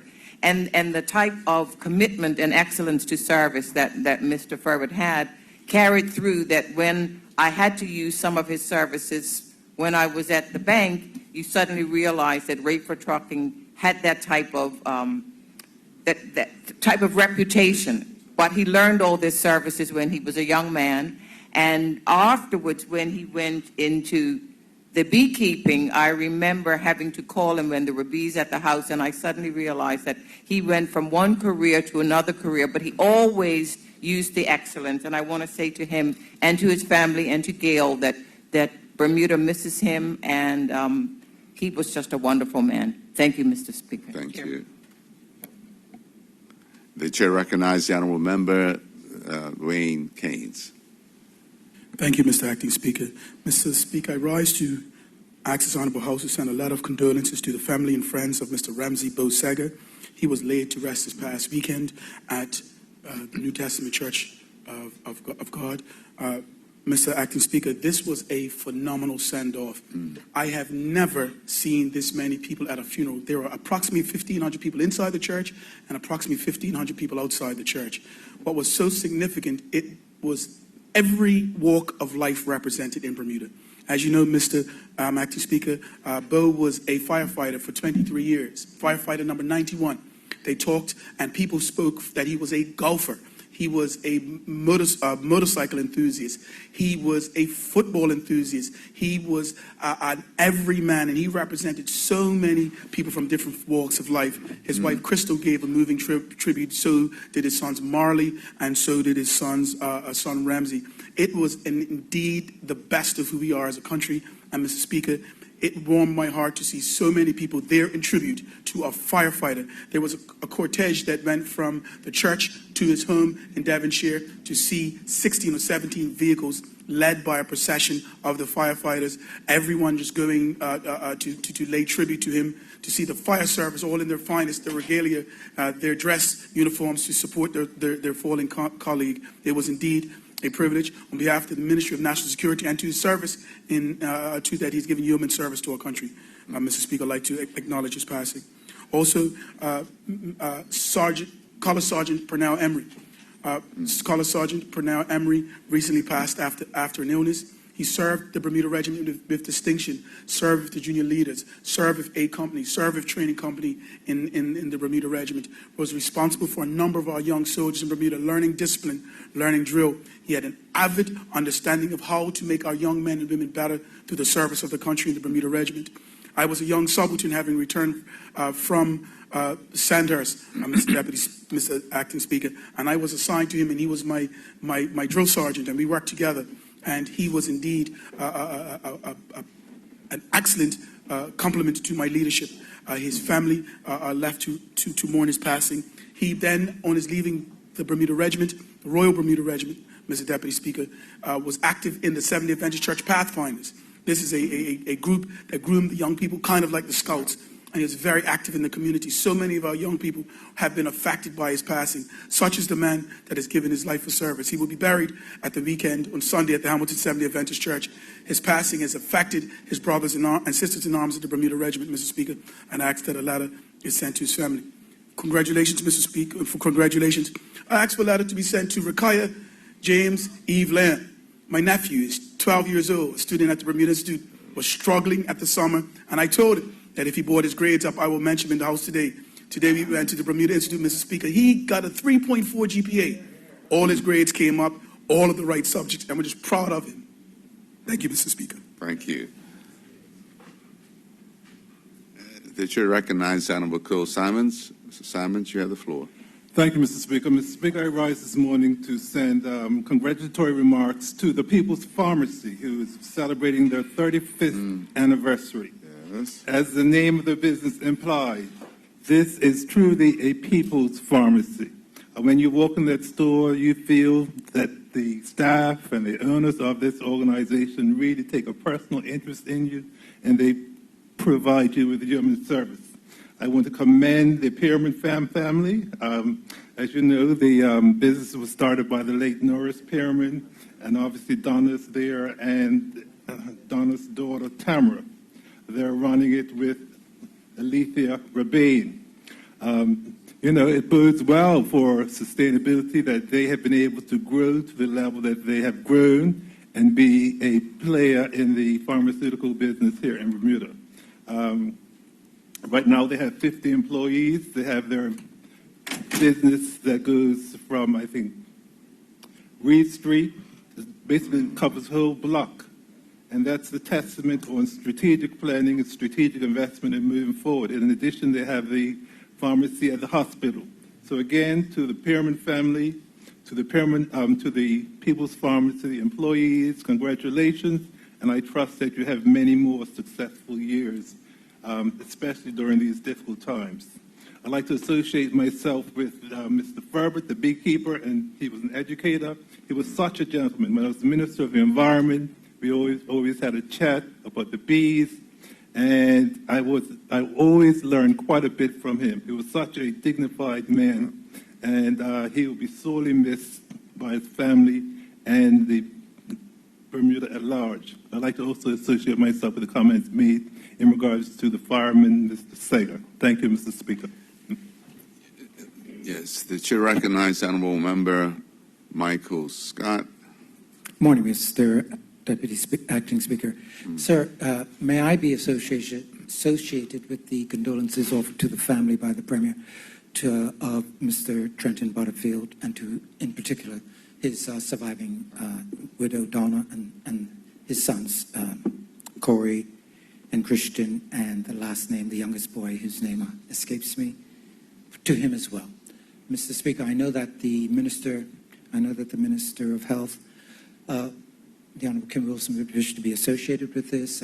Trenton was a regular member at our church, Allen Temple, and so I'm asking to be associated with those remarks of condolence. Thanks. The chair recognizes Honorable Member Rolf Commission. Thank you, Mr. Speaker. Mr. Speaker, I would like the House to extend condolences to the families of, firstly, Tamara Broadley, of St. George's. She's a very good friend of mine. It's a very tragic circumstance that led to her passing as around the same time as our colleague. In fact, the other two names I'm going to mention, it was at the same time as our colleague, Walton Brown, the Honorable Walton Brown, passed away. So Tamara Broadley, as I said, was a good friend of mine, and she's sorely missed by her family. The mother, I had to spoke to the mother, and she's lost, actually, I think Tamara may have been the fifth child that she has seen pass in her lifetime. The other is Mr. Stevie Smith. Mr. Stevie Smith was known to be habitué around this area of the country. He's a good friend of mine. We go back to when we were little boys. He's a good soccer player. He suffered terribly from diabetes. Thirdly, she may have been mentioned already, condolences to Darnell Wynn, Todd Wynn, another very good friend, highly accomplished educator, led the reading, what was it called again? The reading clinic, I'm sorry, Mr. Speaker, for some time, and associate the Premier and the whole House. She made major contributions to Bermuda in the field of education. Thank you, Mr. Speaker. Mr. Acting Speaker, sir. The chair recognizes the Honorable Sylvan Richards. Thank you, Mr. Acting Speaker. Mr. Acting Speaker, I would like to be associated with the remarks just given by the honorable member for Ms. Darnell Wynn. She was a constituent of mine. She was a friend of mine. She was a supporter of mine. And she was just a really lovely person. And she will be missed. As MP Commissioner said, she spent 2 decades teaching English and literature at the high school and middle school levels. And she was also the education officer for reading at the Ministry of Education. She was also president of the Bermuda Reading Association. And one thing about Darnell, she was a runner. She enjoyed running, even when her health was failing, and when she was facing considerable physical issues, she continued to run. And I always admired her spirit in that regards. If there was a 5K or a 10K or whatever it was, she was out there running. So she will definitely be missed. I will miss her. And I offer condolences on behalf of the House to her family and friends. Thank you, Mr. Acting Speaker. The chair recognizes the Honorable Member, Mr. Kennedy. Thank you, Deputy. Thank you, Deputy Speaker. Would like to associate condolences to the Furbert family. Every time I saw Mr. Furbert, he was committing me to suit up and go honey harvesting. I also had the great opportunity of working with his son in telecommunications. And in addition to that, his daughter's beauty shop, I've been getting my hair cut there ever since she had opened up. Just a beautiful family, as we have heard. And so our condolences go out to the family. Also, a university friend of mine, Cliff Savory, he passed maybe 2 months ago. They're just having the memorial service today, actually. He's a nephew of Sir John Swan, former Premier of Bermuda. And so I want to extend condolences to a young man who he was a taxi driver who lost his life, unfortunately, at a young age. And so my condolences go out to the family and knowing them very well. Also, and congratulations to the People's Pharmacy. I think you've heard it in the House before. I was general manager there for over 11 years during many of the expansions of the company. It is truly the epitome of how, when family comes together and sticks together, what can be accomplished. 35 years, as notably in numerology, means prosperity. And certainly I'm excited. You look at the paper, you see 3 generations there. But really, it's 4 and 5 generations. They got a lot of the family members still working there and bringing along the young ones as well within that family unit and that business. I recall some funny things that took place there, especially with the name, when I had gotten there on whether we should be changing the name. And truly, it was all about the people of Bermuda. And they were the first pharmacy. It was strategic on their behalf to be in that location in Hamilton, because it was the only pharmacy within the city that had its own parking. And it was a very good strategic move that they made at that time. And so I congratulate them. I continue to be very, very close friends with the family, and I wish them well as they go forward in their endeavors. Thank you, Mr. Speaker. The chair recognizes the honourable member, Minister Loretta Fogo. Thank you, Mr. Acting Speaker. Mr. Acting Speaker, I rise to express condolences for the family of Mrs. Dolores Harrison. She was a mother to formerly known as Donna Wright. She was a Miss Bermuda, and she is a constituent. She was, a constituent of mine, an absolute lovely, lovely woman.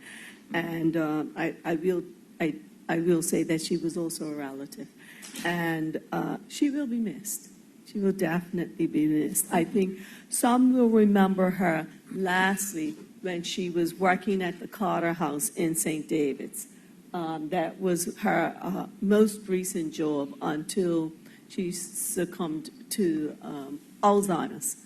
And then being feeble, she did pass on. I also want to be associated with the comments as they relate to Tammy. We called her Tammy Broadley, who, as long as I've known Tammy, always wanted to be a nurse. And her nursing career was one that was exemplary. And in fact, she took on the role of being an educator within that area. And so the nursing community came out full force for her, and she will sorely be missed in the health profession. I don't think you will be able to find someone who had that same personality, always open, highly respected, extremely, extremely knowledgeable. She always kept herself well informed of trends within that industry. And so St. George's mourns the loss of Tammy Broadley, and my sincere condolences go out to her family. Thank you, Mr. Speaker. The chair recognizes the honourable member, Christopher Famous. Good morning, Mr. Deputy Speaker, and good morning, colleagues, and good morning, Bermuda.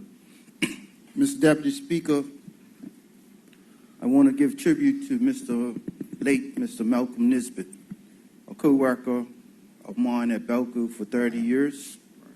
Mr. Nisbet was one of the calming forces in the powerhouse, which could always be very rambunctious.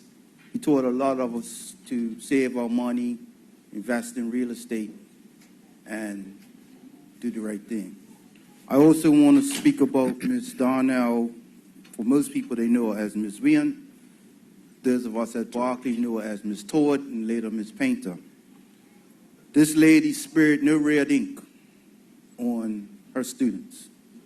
She ensured that we knew how to read and we knew how to write. And possibly right up until a few months ago, she was still lecturing me on Facebook. Yeah, I listen. I would like to echo the comments of the Minister of National Security in regards to Colonel Sergeant Emery. I served with him briefly in the Royal Bermuda Regiment before I left. And, Mr. Speaker, last week, Bermuda saw a coronation of one of its own from Devonshire that we'll never see again. Firefighter Ramsey Sager. We knew him as Bobo. What the minister didn't put in was that he is a son of Devonshire. Elliott School, Robert Crawford, lived in Devonshire most of his life. Mr. Speaker, what we saw at that church that day was Bermuda. As the minister said, uptown, downtown, backathon, frontathon, everyone came out to respect. This was one of the most humblest people you would ever know in your life. But he always looked out for each other. And what drew people out more was even during his last days, he was on WhatsApp calls, Facebook, calling people, not to commensurate about himself, but to ensure that everybody looked out for each other. And one of his last things he said to me, Mr. Speaker, is to ensure that the crew that he works with, the firefighters, get the treatment that they need because they were suffering.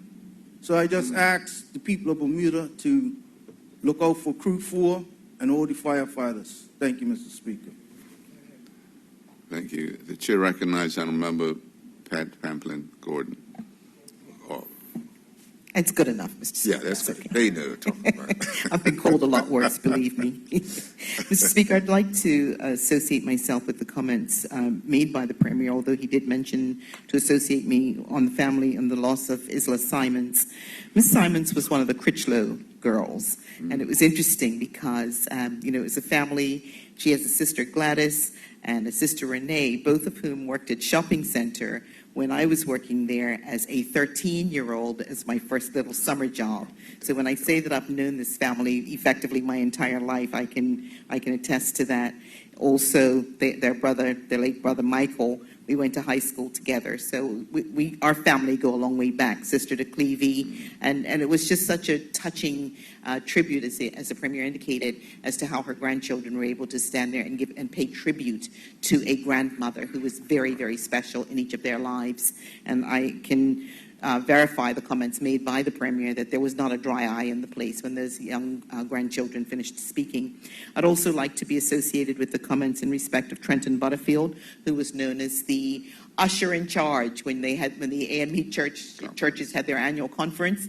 He, along with Elwood Lambert, they took over, and they were just sharp, and they were church men. They were good Christian men. Darnell Wynn. There's not much more that can be said about her other than that she was the sweetest spirit that anyone could ever have met. And she was a dear, dear friend. And I certainly mourn her passing and give my condolences to her children and her significant other, her deep friends. I would like, Mr. Speaker, to also associate with the death of Mr. Savory. That is Sylvia Savory, who is a sister to John Swan. This was her son. And it's always very difficult when a mother has to eulogize a child. So it's very difficult for her. And I want to offer my condolences. But I would also like, Mr. Speaker, in my time, to pay tribute and to ask for condolences to be sent to the family of Jennifer Darrell Greenwich. Jennifer is one of the Darrell family. She's sister to Harold. She's, we kind of grew up. She was a city girl. She grew up over on Court Street and Victoria Street on that corner when her house was there. And we literally go way back from high school days. So, Mr. Speaker, and finally, I would ask to be associated with the condolences to the Emery family. Carlton Emery's mother, Judith, is a cousin of mine. And when one looks at how families can support one another, Carlton's mom was there to support us through our own family bereavements, and certainly I would want to be there for her as she goes through this challenging time that she's experiencing. But thank you, Mr. Speaker. Thank you. And the chair recognizes the honourable member, Renee Ming from down the east there.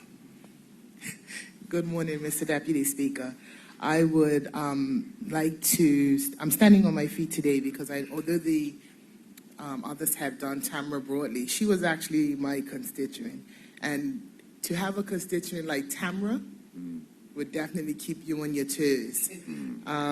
She had me on, she never WhatsApped me, but she texts me often, and it would be about trees, road, noise at Tobacco Bay, anything that she came across in the constituency that needed to be taken care of, she made sure to let me know so that I could take care of it. And when it was ratified, she would be sure to let me know that it had been done.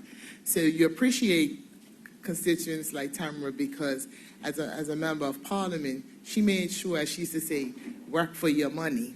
And so she will sorely be missed because even just before her passing, we had spoken on phone and via text with regard to her situation. And although it's unfortunate, we extend prayers to her family, especially to her mom and her dad, who recently celebrated 75 years of being married. And she will truly be missed in our area. And also, Mr. Deputy Speaker, from constituency number 2, Ms. Joyce and Durlin. I grew up actually in that area, Suffering Lane was called at that time. And so the Doylan family are known to me, and their children know me from running around at a young age in that area of St. George's. So they are in our thoughts and prayers. And I also have 2 young men I would like to mention, Mr. Deputy Speaker, because it's awesome when we hear of our young males that are doing some positive things out there. And one of them is Mr. Zanawi Bowen, and he hails from St. George's. And he was the North Atlantic Conference Player of the Week 2 weeks ago. He's at Thomas College, and he's playing football. And then the second one is Mr. Taekwon Otley. Mr. Otley's talent is art. And so the new mural that's over there where the old Parlerville car park is, he painted that one on the wall. And he gave an interview this week, and he explained why he did these certain areas of it. But Mr. Otley is no stranger to art, murals, and painting. And so hopefully we are only seeing what is the beginning of his career as he moves forward with that. So on that note, I'd like to say thank you, Mr. Deputy Speaker. Thank you. Any further speakers? Appear to be none.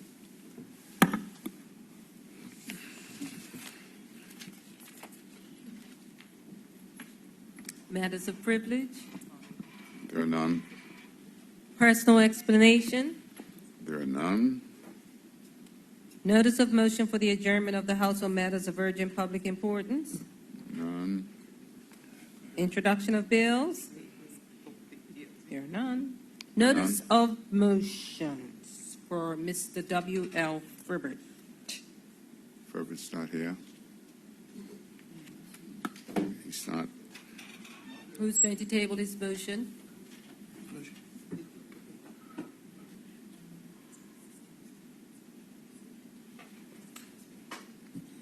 Minister Keynes will do it.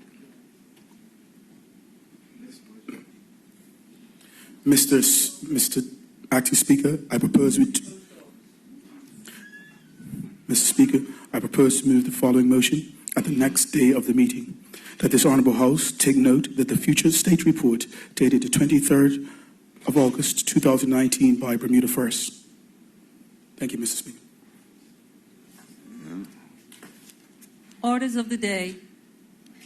There are, I think, 4 orders of the day, and the first one is in the name of the Minister for Finance, Mr. Dickerson, the second reading of the Government Loans Amendment Number 2, Act 2019. You have the floor.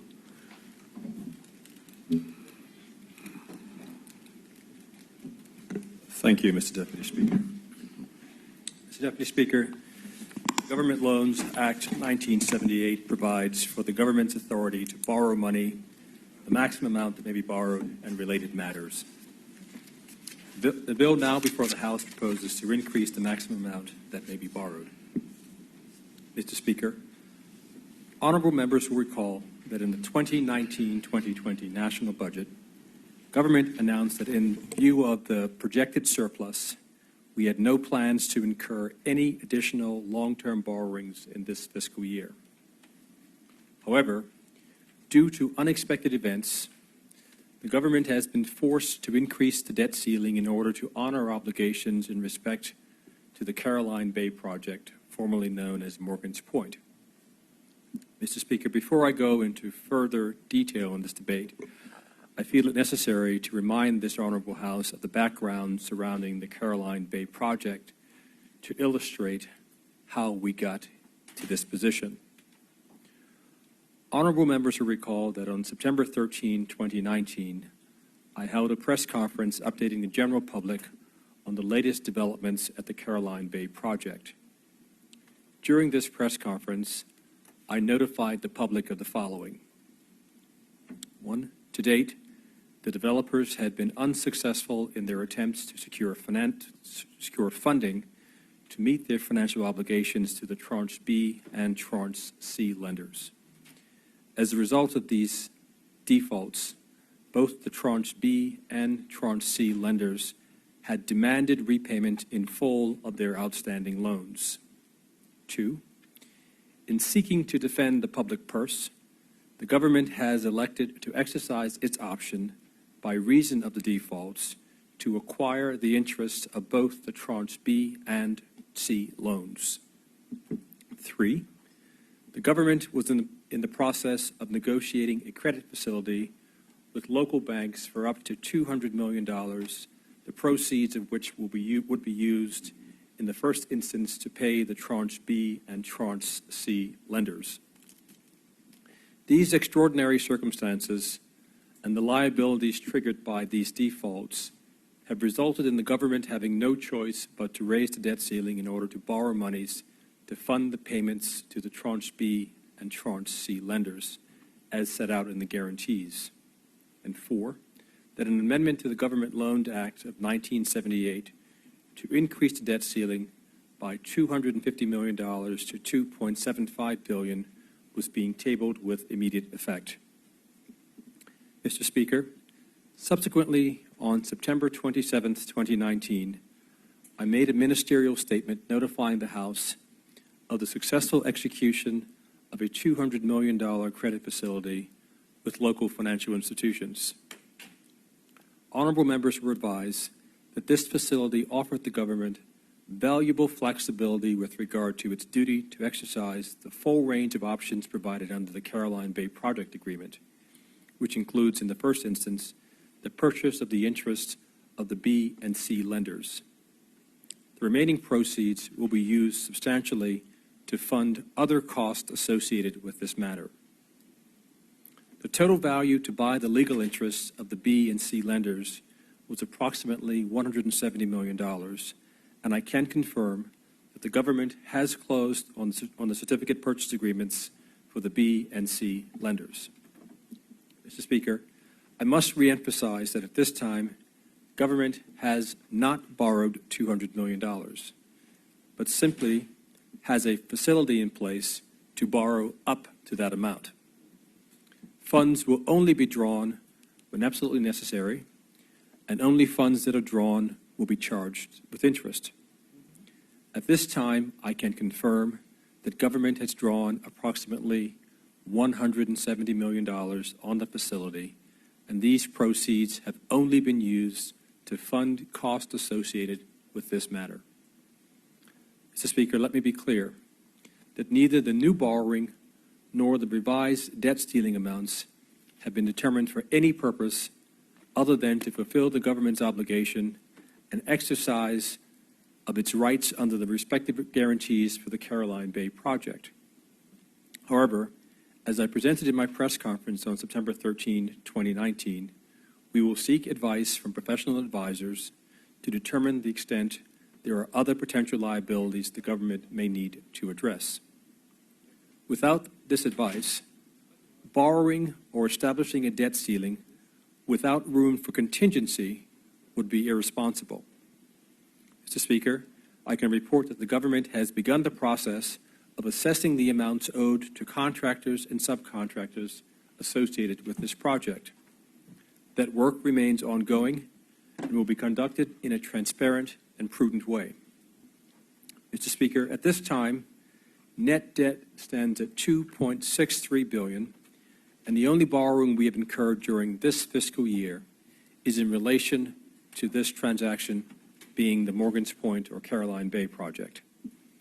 Mr. Speaker, government remains committed to prudent long-term financial planning and to maintaining a robust debt management policy, and on November the 10th, we will use funds in the sinking fund to pay off an $80 million private placement notes that when they mature. This will reduce our annual interest costs by $4.7 million. Mr. Speaker, if interest rates continue to head lower, the government will look to minimize its borrowing costs by performing an asset liability management exercise by refinancing the $200 million loan and any other relatively expensive government debt. The government continues to review its options with respect to Caroline Bay and take professional advice on how to best protect the public's investment in this project. Mr. Speaker, the decision to increase the debt ceiling runs counter to the plan that I outlined in this government's budget in February, which stated that we had no plans to incur any additional long-term borrowing in this fiscal year. While this turn of events was unplanned, Our commitment to being prudent stewards of the public purse remains unchanged. With those introductory remarks, Mr. Speaker, I now read for the second time the bill entitled the Government Loans Amendment Number 2 Act of 2019. Thank you, Mr. Speaker. Thank you, Minister. Any further speakers? The chair recognizes the honourable member, Pat Gordon-Paplin. Thank you, Mr. Speaker.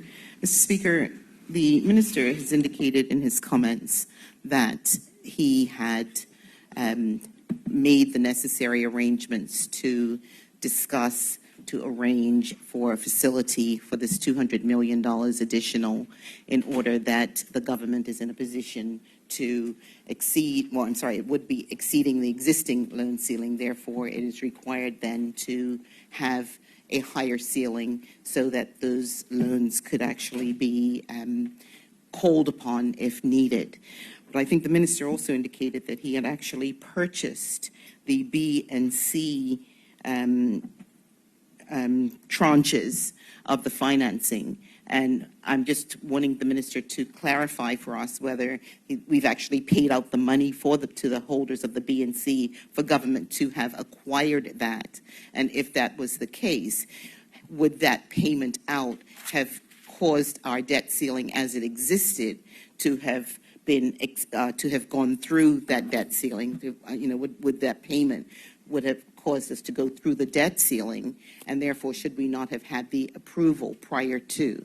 I'm just wanting clarity for that, because you will know, Mr. Speaker, that the situation with respect to Morgan's Point and how Morgan's Point, Caroline Bay, and how that actual project reached the stage that it was at came as a result of, and I could just do very brief history, came as a result of a swap from Southlands to the people who owned Southlands swapped it under previous administration, swapped it for property at Morgan's Point, renamed Caroline Bay. I believe that the investors in that project at Caroline Bay, notwithstanding some of their best intentions, have fallen short. And while a guarantee was given, a guarantee was actually required because the remediation standards and the costs relating thereto was going to cause the project to rise exponentially over and above what it was that was initially anticipated. So I'm just curious as to whether the actual money has been paid out to purchase back those B and C tranches. We know that in that deal that was made on that swap, the holders now of the Caroline Bay project actually had received something like 3 times more in leasehold and probably 3 times more in freehold and 4 times more in leasehold property in exchange. And we all recognized at the time that there was an exchange of a very dirty site for a very pristine site that existed at Southlands. So we understood at the time the reasons for the differential in the allotment of property, as it were. But within that allotment, the requirement to clean it up was going to be almost out of the realm of bringing things, because it was initially required that we would remediate to international standard, and ultimately it was agreed by the previous administration, before the previous administration, that they would remediate it at residential standard, which effectively was a higher degree of remediation and therefore would cause an extra lot of money in order to be able to achieve that. So, excuse me, in order for that project to proceed, it was necessary for the government at the time, once all of the negativity of what the costs were going to be were brought to the fore, it was necessary to provide a guarantee, because it would appear that there would never have been a project that would have gone on at that site, and we would still have been in a situation where the U.S. base, where they left very, very sludgy conditions, and they do not clean up behind themselves when they go to various jurisdictions. They leave that mess for the countries in which they have operated to literally pick up the pieces. And I think that in fairness to the people of Bermuda, we did not necessarily want to sit by and allow sludgy conditions to prevail, excuse me, whether or not that property was going to be used and switched over to the Caroline Bay project.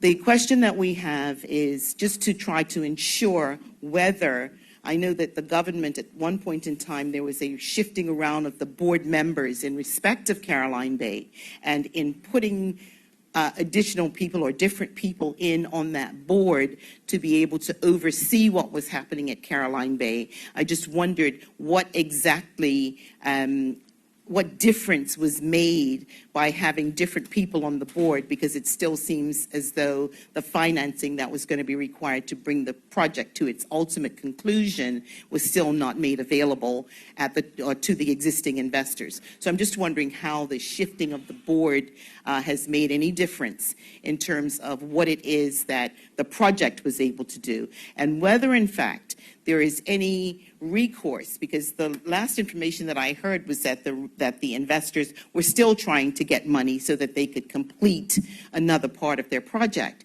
So with the government now having to satisfy the tranche B and C lenders, I'm just wondering how the shareholders of that project are going to be held to account for the money that has been required, notwithstanding the guarantee. Because what we don't want is a situation, and if I can just have an aside, this morning we heard that there was also the guarantee in St. George's, which was also arranged, and the minister indicated that he did not believe that that guarantee was going to have to be called. I believe that when guarantees are offered, the idea is that they would not have to be called. However, there are times when projects are required in order to make sure that their funding is adequate and appropriate, that they may have to have a government backing. We've seen it on several occasions. We've seen it with Bank of Butterfield over time. So I just want to know whether the shareholders of Caroline Bay, with this negotiation, have been effectively exonerated from their responsibility, or whether there still will be a reasonable requirement for them to continue to attempt their efforts to bring additional financing in, so that, excuse me, notwithstanding the government will end up paying for the tranche B and C loans, where's the clawback of the money going to come from? Because I don't believe that, notwithstanding the best efforts and notwithstanding the requirement, I don't believe that the taxpayer should be left on the hook indefinitely or forever for the $165 million. To raise the debt ceiling, as the minister has just alluded to, it was interesting that the minister was relatively new coming into the last budget cycle, and when we heard the budget statement indicating that there'd be no necessity to raise the debt ceiling, it was interesting that the best laid plans of mice and men gang after glee. And really what it says is that while you may not have had any intention at that point in time, there are times when you look at what your liabilities are at any given point, and you look at what contingencies might be required. And I believe that this was one that would have manifested itself at that point in time. So I'm just not certain that by making a declaration that there is no necessity to raise the debt ceiling or to borrow any more money, that that was a given. I just think that a little close scrutiny would have indicated that maybe that statement was a little bit ambitious under the circumstances. And while it's regrettable that we've reached this stage, because one hopes that when you offer to an entity a guarantee, that they would still fulfill their side of the bargain. And what I haven't heard, notwithstanding that government has, or the minister has indicated that government will take over the B and C tranches, I want to understand exactly what responsibility is still being laid at the feet of the investors in the project to try to minimize the cost to the taxpayer. With those few comments, Mr. Speaker, I will take my seat. Thank you. Any further speakers? The chair recognizes the honourable member, Cole Simons. I just have a question for the minister. Yes. Minister, as you said in your statement, you charged 25 basis points for the guarantee that's in place for St. Regis. Now, I understand that the former Minister of Finance also charged 25 basis points for the guarantee at Morgan's Point. Can you confirm whether we received the fees, the 25 basis point fees on an annual basis since the guarantee has been outstanding? And also confirm whether the total fees aggregated can be used against the amount that you're using to retire the debt from the creditors? And how much did we receive in guarantee fees from Morgan's Point? Any further speakers? Minister?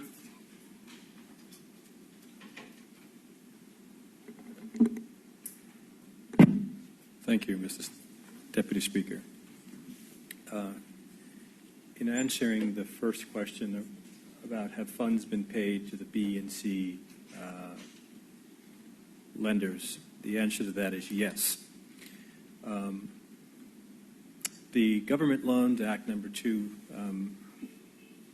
of 1978, I think, is the substantive, the Government Loans Act of 1978 is substantive legislation. This legislation is carried out in accordance with the Provisional Collection of Revenue Act of 1975.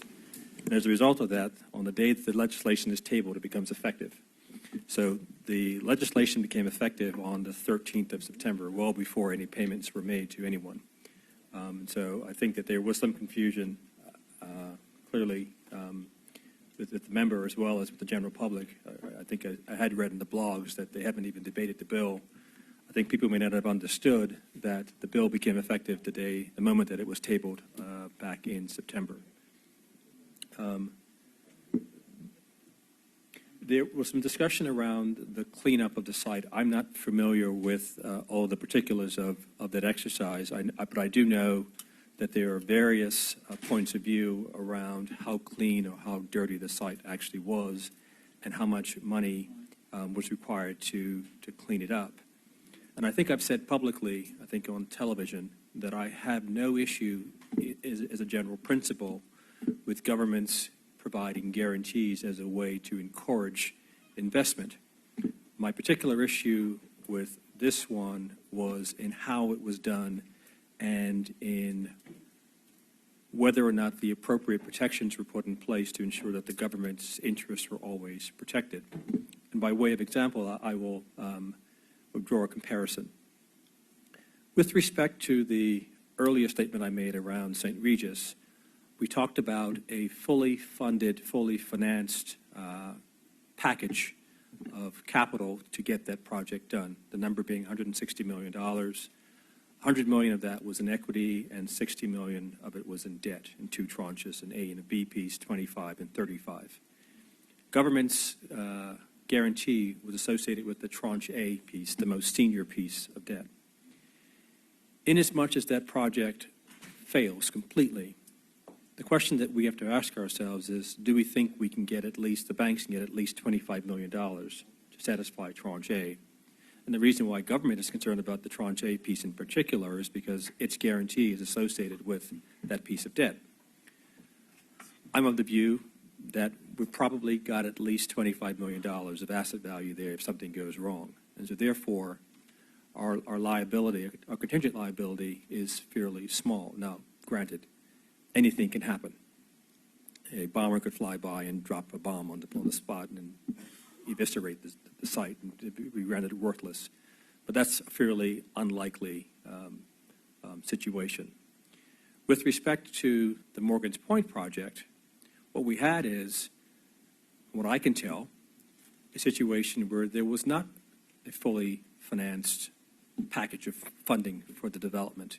In actual fact, government's guarantee seemed to be used to kind of aid in getting debt financing when the hole to be filled was other debt and other equity, which never materialized.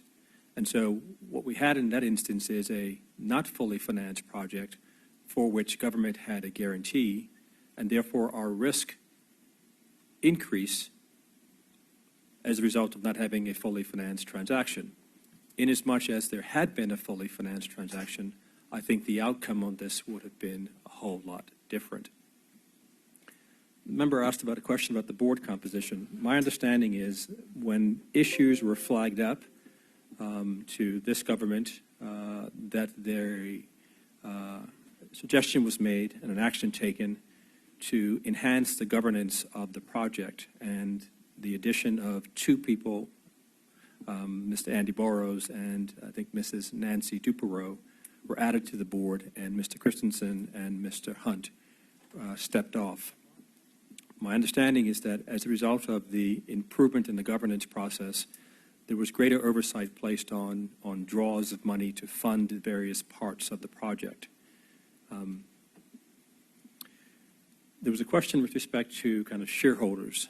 The documentation that we've had a chance to review, there includes in that something called a reimbursement agreement, which sets out what happens in the event that the guarantees are called and government has to actually expend money. And the developers of the project is responsible for reimbursing the government for funds that the government has advanced. We have elected, in the case of the tranche B and C loans, to actually acquire the loans as opposed to honoring the guarantees. And someone suggested that's a distinction without a difference, and I would say that it actually is a big difference. What we have sought to do is to ensure that the government has the strongest position possible in seeking to remedy the situation with respect to kind of the monies that we have funded. What we didn't want to do is to, and in the case of the C notes, where the accrued liability was greater than the amount that we guaranteed. So let's just say, so the guarantee for the Cs was $80 million. The accrued value of their loans was $98 million. So in actual fact, through negotiations with the C lenders, the government was able to save $18 million. Had we not been able to enter into proper negotiations, had we honored the guarantees and left the $18 million outstanding, that $18 million of debt would have had a claim to the assets. And so in an effort to gain control, a stronger negotiating position, we decided to negotiate with the borrowers, the lenders, and acquire their claims as opposed to just paying out on the guarantees. We have not had any substantive discussions with the shareholders, and we've had fairly limited outreach from them to us, and I'll leave that there. It is my intention that the taxpayers will not be left on the hook with respect to this project, inasmuch as there is an inability to raise additional equity capital by the developers. Then we will exercise our rights as creditors on this project and take control of it. I am taking very careful and thoughtful advice on what the appropriate next steps should be with respect to kind of where we find ourselves on this matter. And as I am with respect to the incurrence of additional debt related to this project, I'm being very thoughtful and considerate about the actions that I take in that front, as I will be on the next steps around how we go about remedying the situation that we have on our hands. With respect to NP Simons' question about the guarantee fee and the payment of it, my understanding is that the fees have been paid. The quantum of them, I don't have it at my fingertips right now, but we can get that information to you, but it was 25 basis points. I'm being advised that the number was $99,000 per quarter, and those funds generally go into the consolidated fund. And so left pocket, right pocket, at the end of the day, it's kind of all government's money, and the funds are used as they're required. I'm sorry?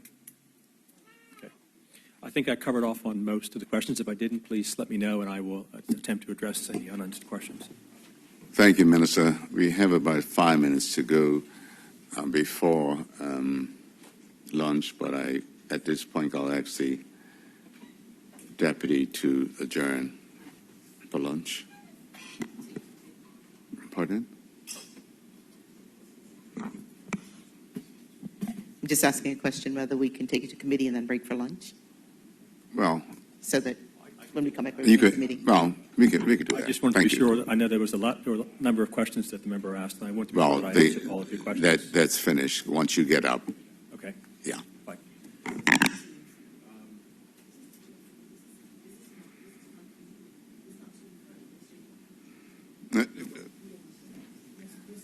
The minister has it covered. I can assure you. I'm sorry for the confusion. That's all right, Minister. I know that the members, guys, please. I know that the member asked a number of questions. I attempted to write them down as she asked them. I think I've answered most of them, but what I was offering was if I didn't cover off anything that you asked, because my intention is to kind of answer all of your questions as best I can, please let me know, and then if not, then we can move the bill to committee. You can. Are we good? Okay. Yeah. Mr. Deputy Speaker, I move that the bill be committed. The bill will be committed to committee, but we'll take that when we come back. At this time, I'll ask the deputy leader to adjourn for lunch. Thank you, Mr. Deputy Speaker. I move that we adjourn for lunch until 2 p.m. We will adjourn for lunch and return at 2 p.m. Who's going to be in committee? Pardon?